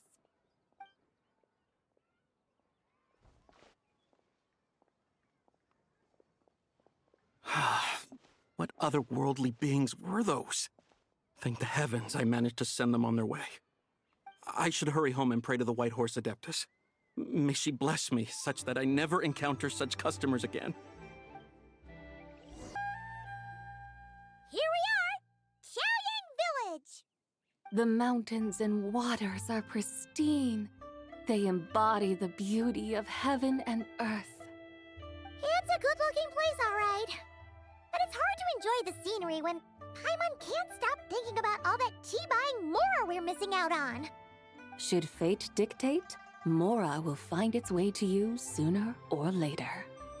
Well, Morak certainly finds us often enough. He even sought us out in person, Miss Lantern Right. For now, let's look around and see if any tea farmers are selling their crop. We'll be able to see more clearly from up high. Let's take to the sky and enjoy the beautiful scenery while we're at it.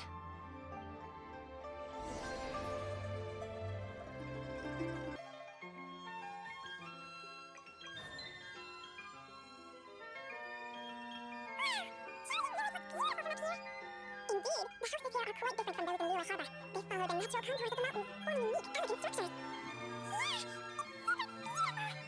The white walls and dark tiles frame the emerald waves of the terraced fields, while the curved eaves and tall gateways juxtapose each other with grace. The crowing of roosters and barking of dogs, the calls of flowers working the fields, a vibrant pastoral chorus overflowing with earthly vitality. Have you studied the linguistic arts by some chance? Huh? Your vocabulary for beauty seems rather constrained. I see. Now then, let's take a look around and see if we can find any farmers selling tea.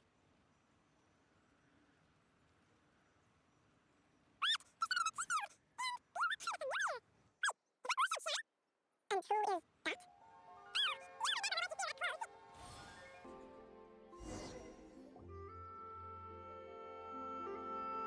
Hey there, Lu Shengsheng! It really is you! Huh? Paimon, Traveler, and the White Horse Adeptus. Fancy seeing you here. The White Horse Adeptus has a name now. You can call her Zы Bai. And you are... Wait. I remember now, you're... Don't say anything about food poisoning or fish. You're the young lady who wanted to rise above the rest, are you not? Yes, that's me, but I'm in a bit of a state right now. At best, I can say I've fallen below them. Fallen below them? What happened? Like I said the last time we met, I'm being punished according to family rules. My father, mother, grandfather, grandmother, other grandfather, other grandmother. Oh, that's a lot of family members. Yeah, and on the night of Lantern Rite, they held a family meeting to discuss my situation.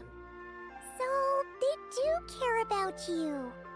There's no doubt they care. But they think that since I caused all that trouble in Liyue Harbor, it shows I can't be trusted on my own. They decided to ground me. Ground you? Yeah, though they're not confining me to my room. Instead, I have to personally nurture a tea seedling until it grows big enough to be sold at market. Aw, a tiny little tea baby. Do they want you to experience what it's like to be a parent? It's supposed to cultivate my character and temperament. They say this will help me calm down and reflect on my issues. What happened in Liyue Harbor really wasn't your fault. Oh well, at least this punishment doesn't sound too harsh. So, how long will it take for the little tea baby to grow? Actually, I don't know. I've never grown a tea tree before. It usually takes 2 or 3 years. 2 or 3 years? Yes, the tea in this garden requires 2 or 3 years to mature. That long? Zы Bай, you're not making this up, are you? How do you know so much about growing tea? When the plants thrive and grow, that is the meaning of my name. I can tell at a glance when their season of ripening will come. Do I really have to waste 2 or 3 years here? Why is this happening to me? I'd only just found my direction in life. Yes, during the night of Lantern Rite, I heard many people reciting poems from long gone in praise of the moon. In that moment, I suddenly felt a great sense of pride.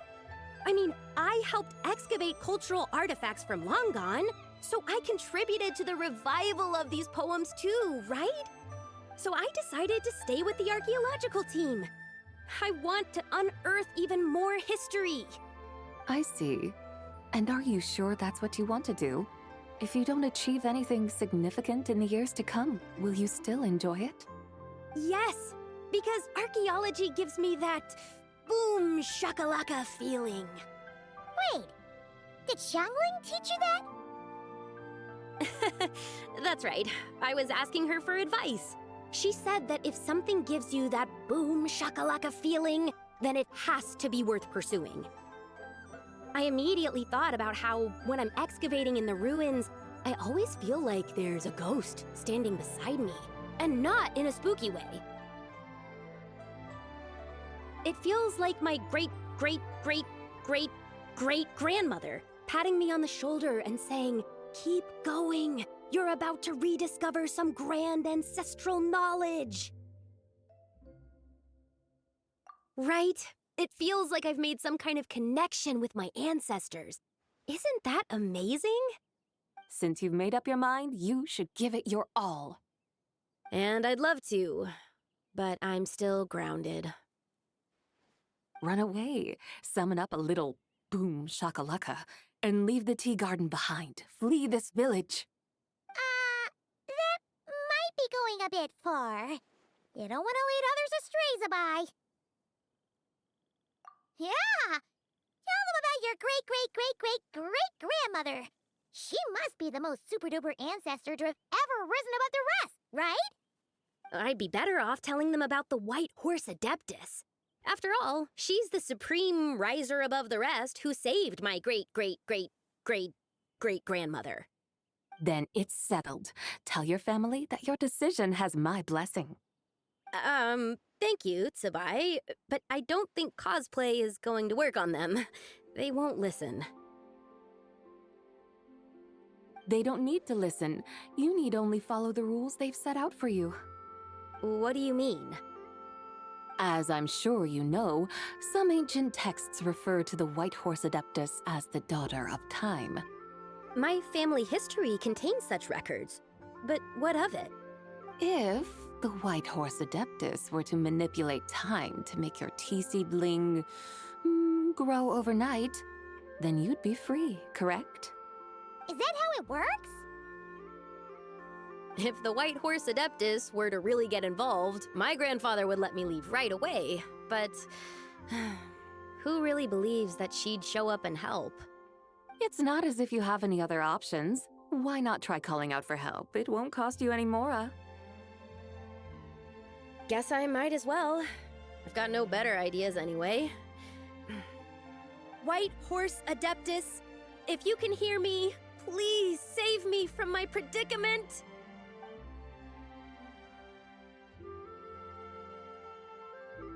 Ugh. Nothing happened, as expected. Perhaps the White Horse Adeptus has already heard your prayer. Why not come back here tomorrow and take a look? By then, the seedling you planted may well have grown into a thriving tea tree. Thank you, Zhe Bai, for trying to comfort me. I do feel better now, kinda.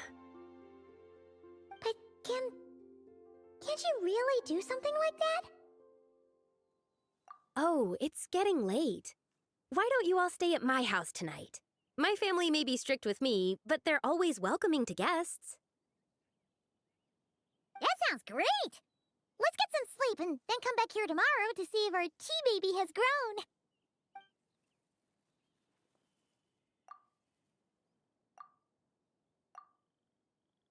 Oh, the tea tree!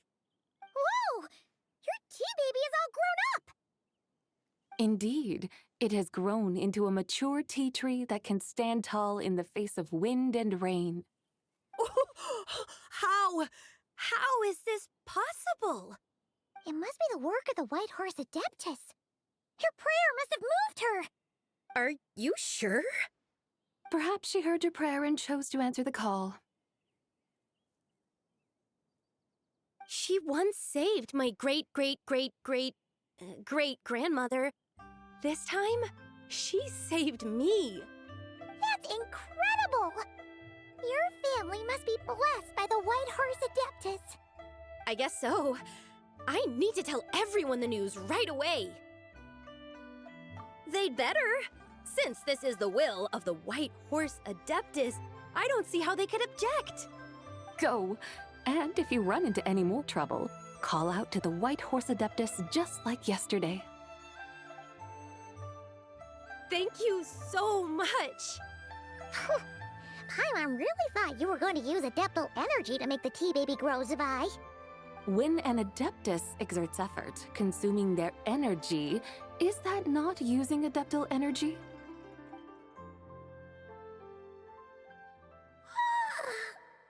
All right. What are we doing out here in the middle of the night? We're here to help Lu Xiangxiang fulfill her wish, of course. Can you really make the tea baby grow? It won't be easy, but there are ways.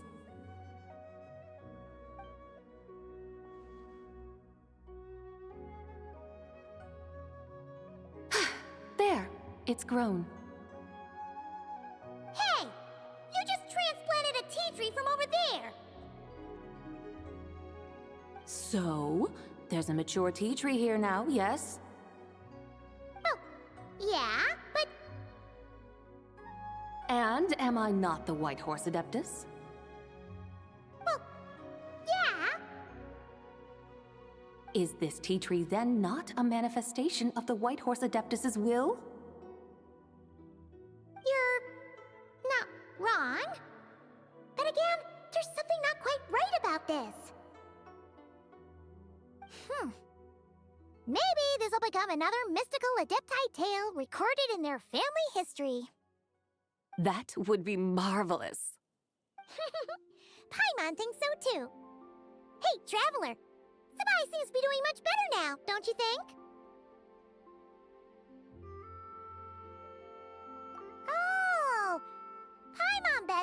why Zhangli chose to send her on this errand.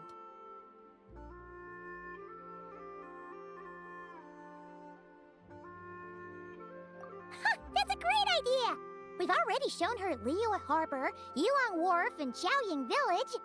How about we head to Qingce Village next? Qingce. That name sounds familiar.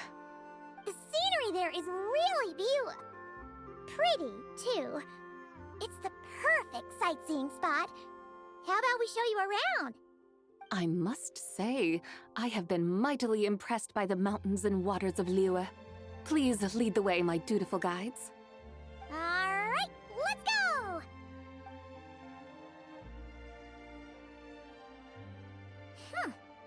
Paimon can't help feeling like we've forgotten something.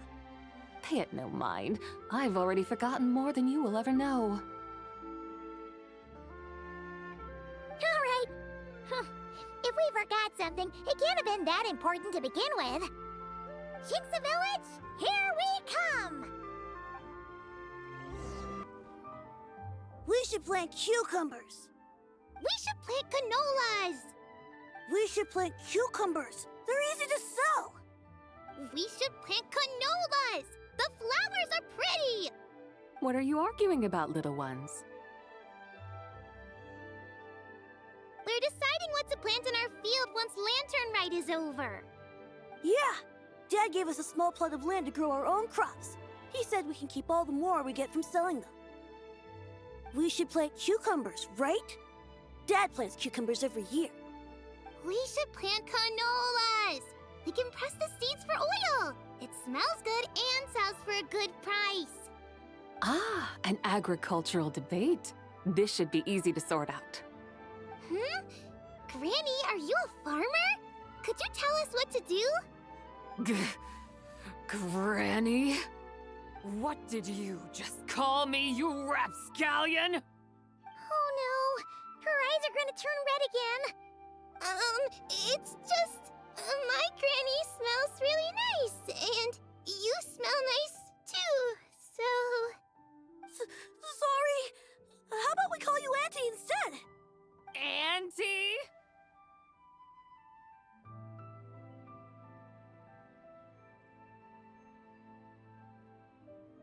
Oh, all right. Big Sis Zы Bai, can you help us decide whether we should grow cucumbers or canolas in our field? You little rascals! Using priceless land like this just for cucumbers and canolas? What a waste of heaven's gifts! Huh? What should we plant instead? With the coming of spring, when all things awaken, the field should be sown with the 5 grains. What are those?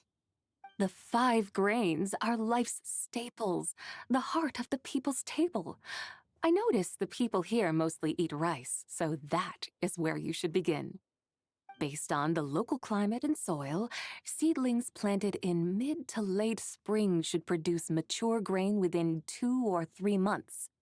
When autumn comes, you can plant a second crop, with time still to harvest it before the first frost. The rice you harvest can be sold at market or kept in your stores. It's a far better choice than cucumbers or canolas. Oh, but Big Sister Zı Bai, I like canolas. That's no issue. It is unsuitable for continuous cropping in any case. You can rotate it with rice to maximize your yields. After the second rice harvest, around wintertime will be the perfect opportunity to sow their seeds. And when they mature in mid to late spring, you shall be just in time to sow the first rice crop of the year in turn. This way, your field will sustain balance, rice and canola in a harmonious cycle. Wow, that means we'll have crops to harvest all year round. Wait a minute! If rice and canola take up the whole year, then what about my cucumbers? A firefly dares rival the brilliance of the moon? In what twisted universe should cucumbers vie for land with rice? Big Sis Zı Bai, you're going to hurt Lil Bee's feelings. Auntie hates cucumbers.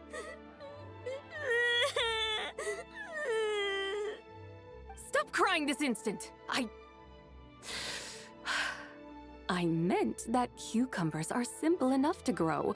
There's no need to devote a whole field to them.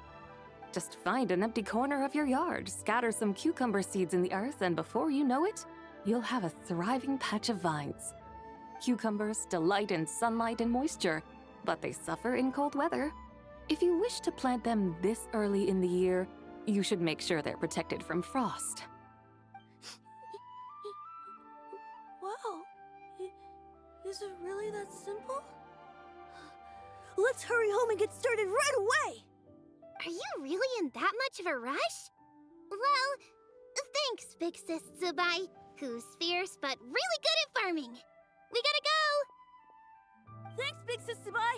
See you around! Paimon never imagined you'd know so much about farming. What's so strange about that? The people of Longan called me the god of soil and grain. Are the fields not made of soil? Is rice not one of the 5 grains? Huh. That's true. So, if the god of soil and grain is a farming god, that means the White Horse Adeptus must be a farming adeptus, right?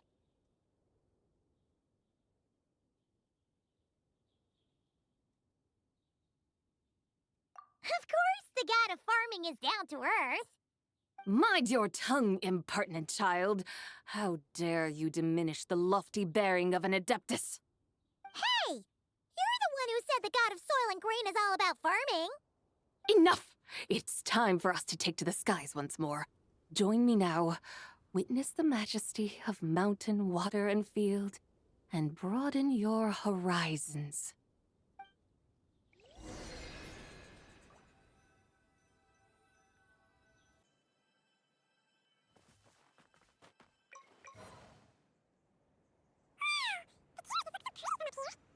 The mountains tower like pagodas, the hills coiling at their feet like shells. Layers built upon layers, rising and falling in harmony. A truly unique and mesmerizing sight. A special connection.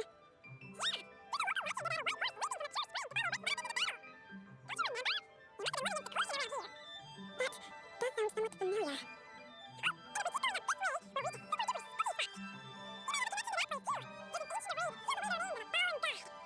A god for me?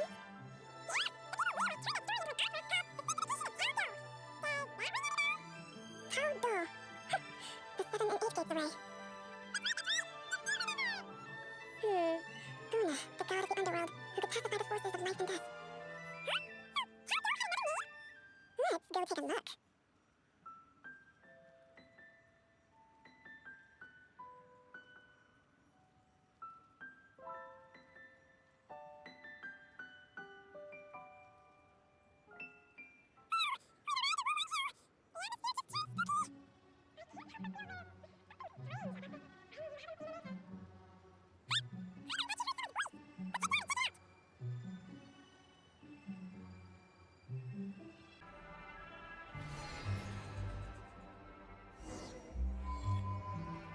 I can't help but feel there's something strange about this friend you haven't seen in ages. Strange? Whatever do you mean? Her strangeness defies description. This Miss Zı Bai is a full-blown enigma, don't you think? I'm afraid I have no idea what you're talking about. Aren't you worried about sending her all the way to Yilong Wharf on her own to buy tea? What if she gets lost? Where there are people, there are paths. Now I'm the one with no clue what you're saying. She can ask for directions. And then what? She will meet strangers in unfamiliar lands, build friendships, part ways. Hers will be a long journey indeed. The further the journey, the more footprints one leaves behind. The deeper those footprints, the harder it is for time to erase them. Ah, so you want her to make new friends. I see. But from what you say, it sounds as though she's not from Liyue. I believe she was not, but perhaps she will be. You're sounding stranger by the second. Huh. Oh, Over there! Oh, look who's here! Hu Tao! Zhongli! What are you doing here? Traveler, Paimon, fancy meeting in a place like this. Oh my, and Miss Zы Bai too!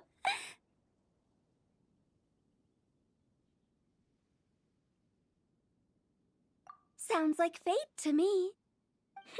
We were taking Zы Bai to buy some tea from Yulong Wharf. Zhongli sent her there, though she didn't even know the way, and... Oh, drat! We forgot the tea! Oh, Paimon knew we were forgetting something.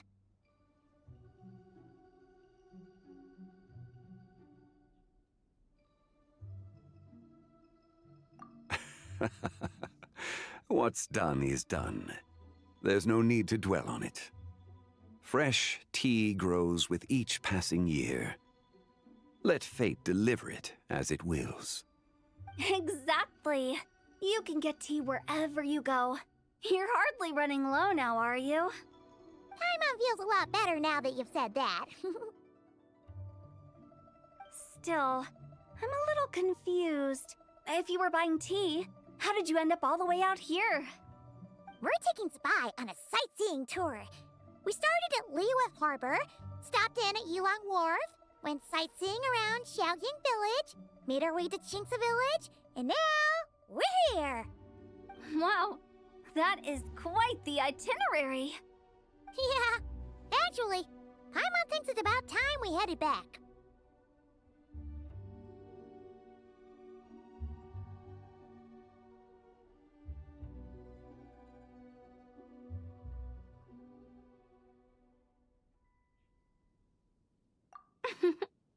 I'm here to pay my respects to my ancestors. My dear consultant kindly agreed to join me. It is Lantern Rite, after all. Adepti and ancestors should be venerated alike. Ancestors? Wait, could you be? Are you heir to the Wu-Wong kid? Or perhaps the lone butterfly of the Crimson Flame? Whoa! Have you got all your memories back? Huh? Miss Zı Bai, you know about the Wangsheng funeral parlor and the 8 adepts? I happened to hear a storyteller expound on the sanctification of Tao Do. Lots of people know that story, sure, but very few can discern my family lineage from just a glance. Well, Zhongli, your friend here really is quite something. Unfortunately, there's no time to dally right now. We have a hill to climb. Perhaps once today is done, we can find time to chat over tea, recite poetry, and admire the moon? That would be wonderful, Director Hu. Oh, and before we go, you've been traipsing around all day. I suggest you stop off at the Wangshu Inn on your way back for a good night's rest. Wouldn't do to exhaust yourselves,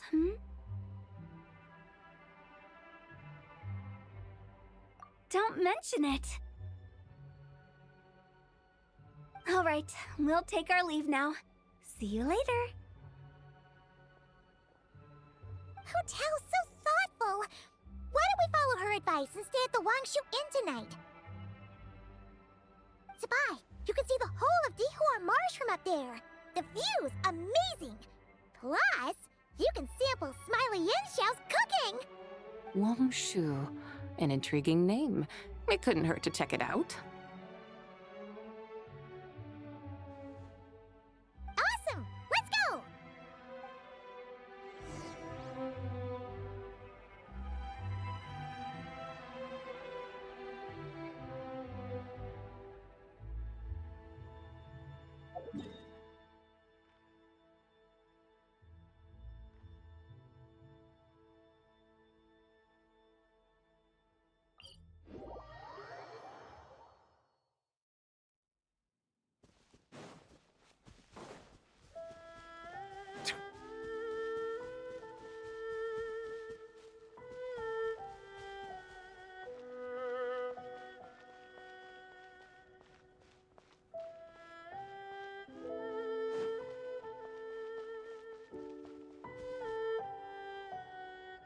Is that towering structure Wangshu Inn?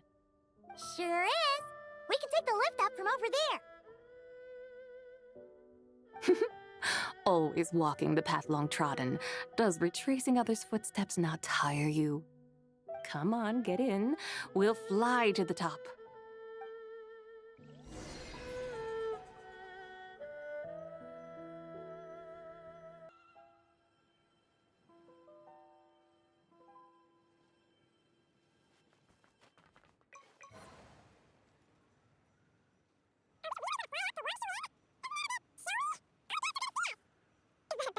To be able to witness an adeptus, this will surely add to the insecure, not to mention the room prices. The universe thank us. This inn's architecture is incredible, and the surrounding countryside radiates a picturesque charm. No wonder the new proprietor of the Baidu guest house thinks he can't compete and has decided to change his own establishment's name. The new proprietor?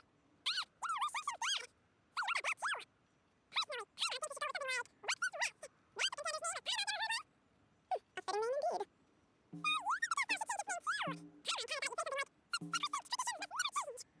Time flows ever onward. Why should the rules of yesterday be carried forward into the world of tomorrow? The people of today should determine what is to be kept. The years ebb and flow, seas recede to reveal fields. In the vastness of time, I am but a wild horse in a boundless sea of dust. Even Rex Lapis, having waded through the waters of the river of time, is not quite the same as before. That is another story for another time.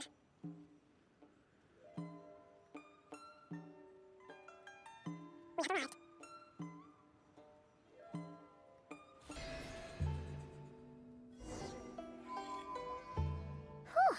This is the first time Paimon's ever flown up to Wangshu Inn on a chariot. Everything's so different when you're up high.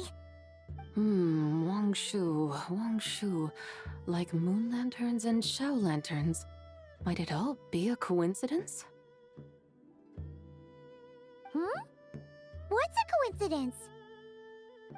Do you not know what Wangshu means?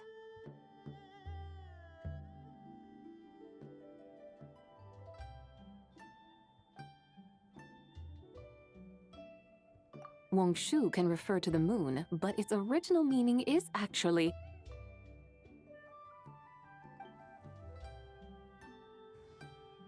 the goddess who rides the bright moon's chariot. And you must be the conqueror of demons. Chow!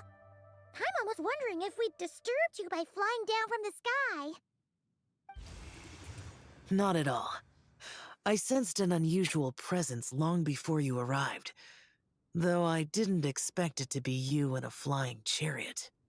Ah, a witness at last. I was starting to think we should fly a bit lower. It would be awfully dull if no one ends up marveling at my lofty bearing.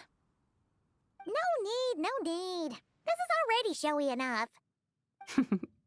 I'm not one to do good from the shadows, as Rex Lapis is wont to do. Then you must be... Oh, nay, I'm only cosplaying as the White Horse Adeptus, in truth. Cosplaying? What's that? Ugh, ignore her nonsense. She's a genuine article, the one and only completely authentic White Horse Adeptus. It's just... Xiao, did Zhongli say anything about her being a teensy bit... not quite right? Mental instability, perhaps? Did Zhongli tell you that? No, this is my own speculation. Well, you pretty much hit the nail on the head. It's like her brain's filled with a bunch of slimes right now. All gloopy and messy. There's a hot-tempered pyro slime, a math-obsessed hydro slime, and a mischievous little animo slime. But don't tell her Paimon said that, or she'll come and tell us all off. You white-haired rascal! Do you think I can't hear you? Uh-oh! We're in for it now! White Horse Adeptus. You must be weary from your journey. Why not take a rest? Oh, yes! You must be hungry, right, Zы Bай? How about we get some food? The chef here is incredible!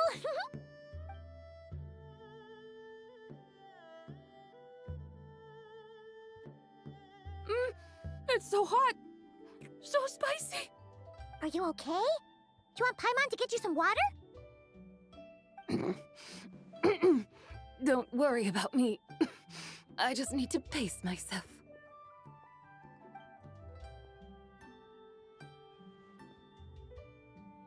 So, regarding your friend and her condition, does even the Lord of Geo have no solution? Zhangli said we should wait and she'll get better on her own. But who knows how long that's gonna... Is that why her personalities change so easily? Paimon thinks that has something to do with her 3 deadly selves. Zhangli told us that the deadly selves are impure, affecting living things that get too close. The White Horse Adeptus's remnant spirit was attached to the deadly selves for a long time. It makes sense that her temperament and memories would have been influenced by them. But Paimon still doesn't really understand what the 3 deadly selves actually are. Paimon, as you do not practice self-cultivation, I cannot help you fully understand. But you can think of them simply as emotions and desires. The act of severing the 3 deadly selves is a means of exercising wicked desires and cultivating one's true self. I believe other nations have similar practices. In Sumeru, it is known as shattering Atmagraha. Oh, so it's about emotions, desires, and attachments, that sort of thing. It includes those. I wonder, does she still remember what happened in the past? Some of it, but right now, it's like she was suddenly awakened. Like she's still half dreaming. The half that's still dreaming might remember things, but the half that's awake doesn't quite get it. Conqueror of demons, are you looking to learn about Rex Lapis's past from me? You are an old friend of his, so please, call me by my name. But Conqueror of Demons sounds so much more imposing.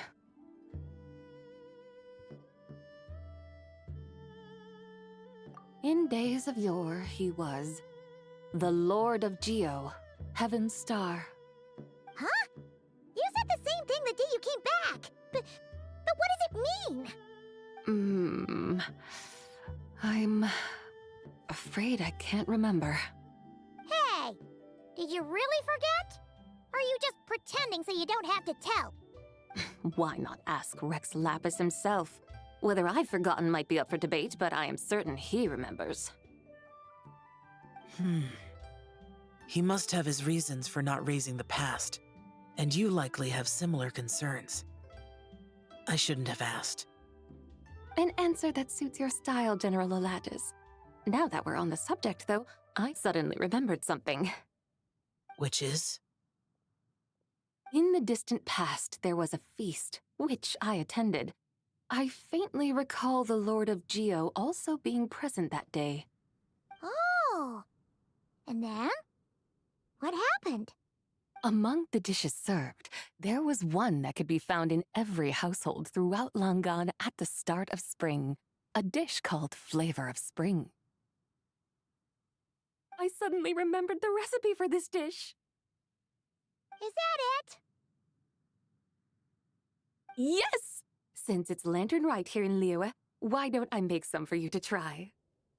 That sounds good.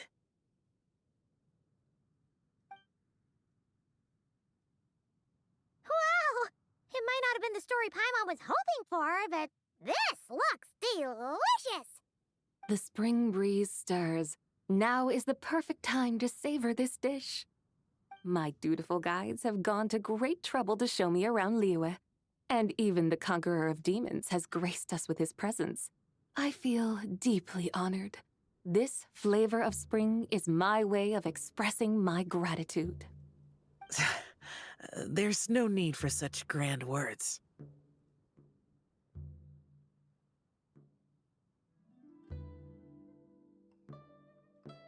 What's this? Hey! It's that broken jade token from the Antiques exhibition!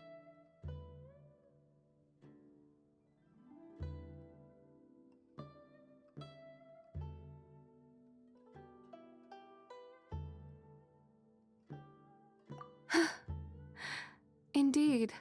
This was once an adeptal treasure of mine. I'm amazed it ended up in your hands. Alas, it serves little purpose now in its fractured state. Please, keep it as a memento. Oh, that's a shame. Can't we fix it? This is the way of the world. Once jade is broken, it can never be made whole. Then, what about forging a new one? That is a good point. That it has ended up in your hands must be a message from fate. I could try to craft it into a little trinket for you. One that might prove useful on your journey. Ooh, what sort of trinket? It's just a passing thought, one that will require the right opportunity. I'll think about it more when the time comes. Now that we've had our fill, we should get some rest. Tomorrow we return to Liyue Harbor, where I'll have need of your guidance once more.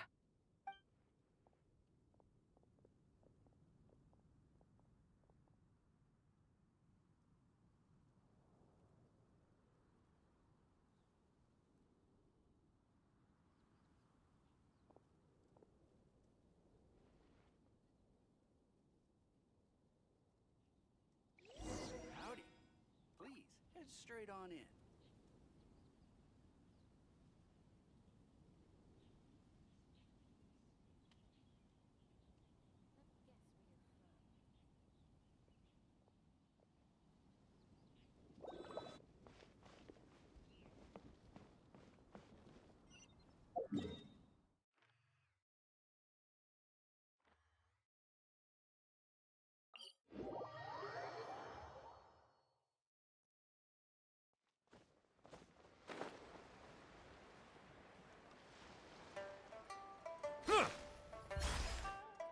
Chi-Chi, the lantern ride is almost over.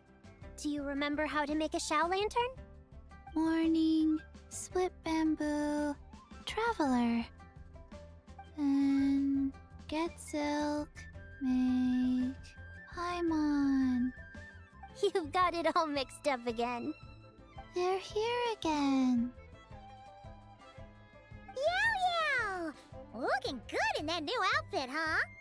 Hey, it's Paimon! Dr. Baiju gave this to me as a gift. How does it suit me?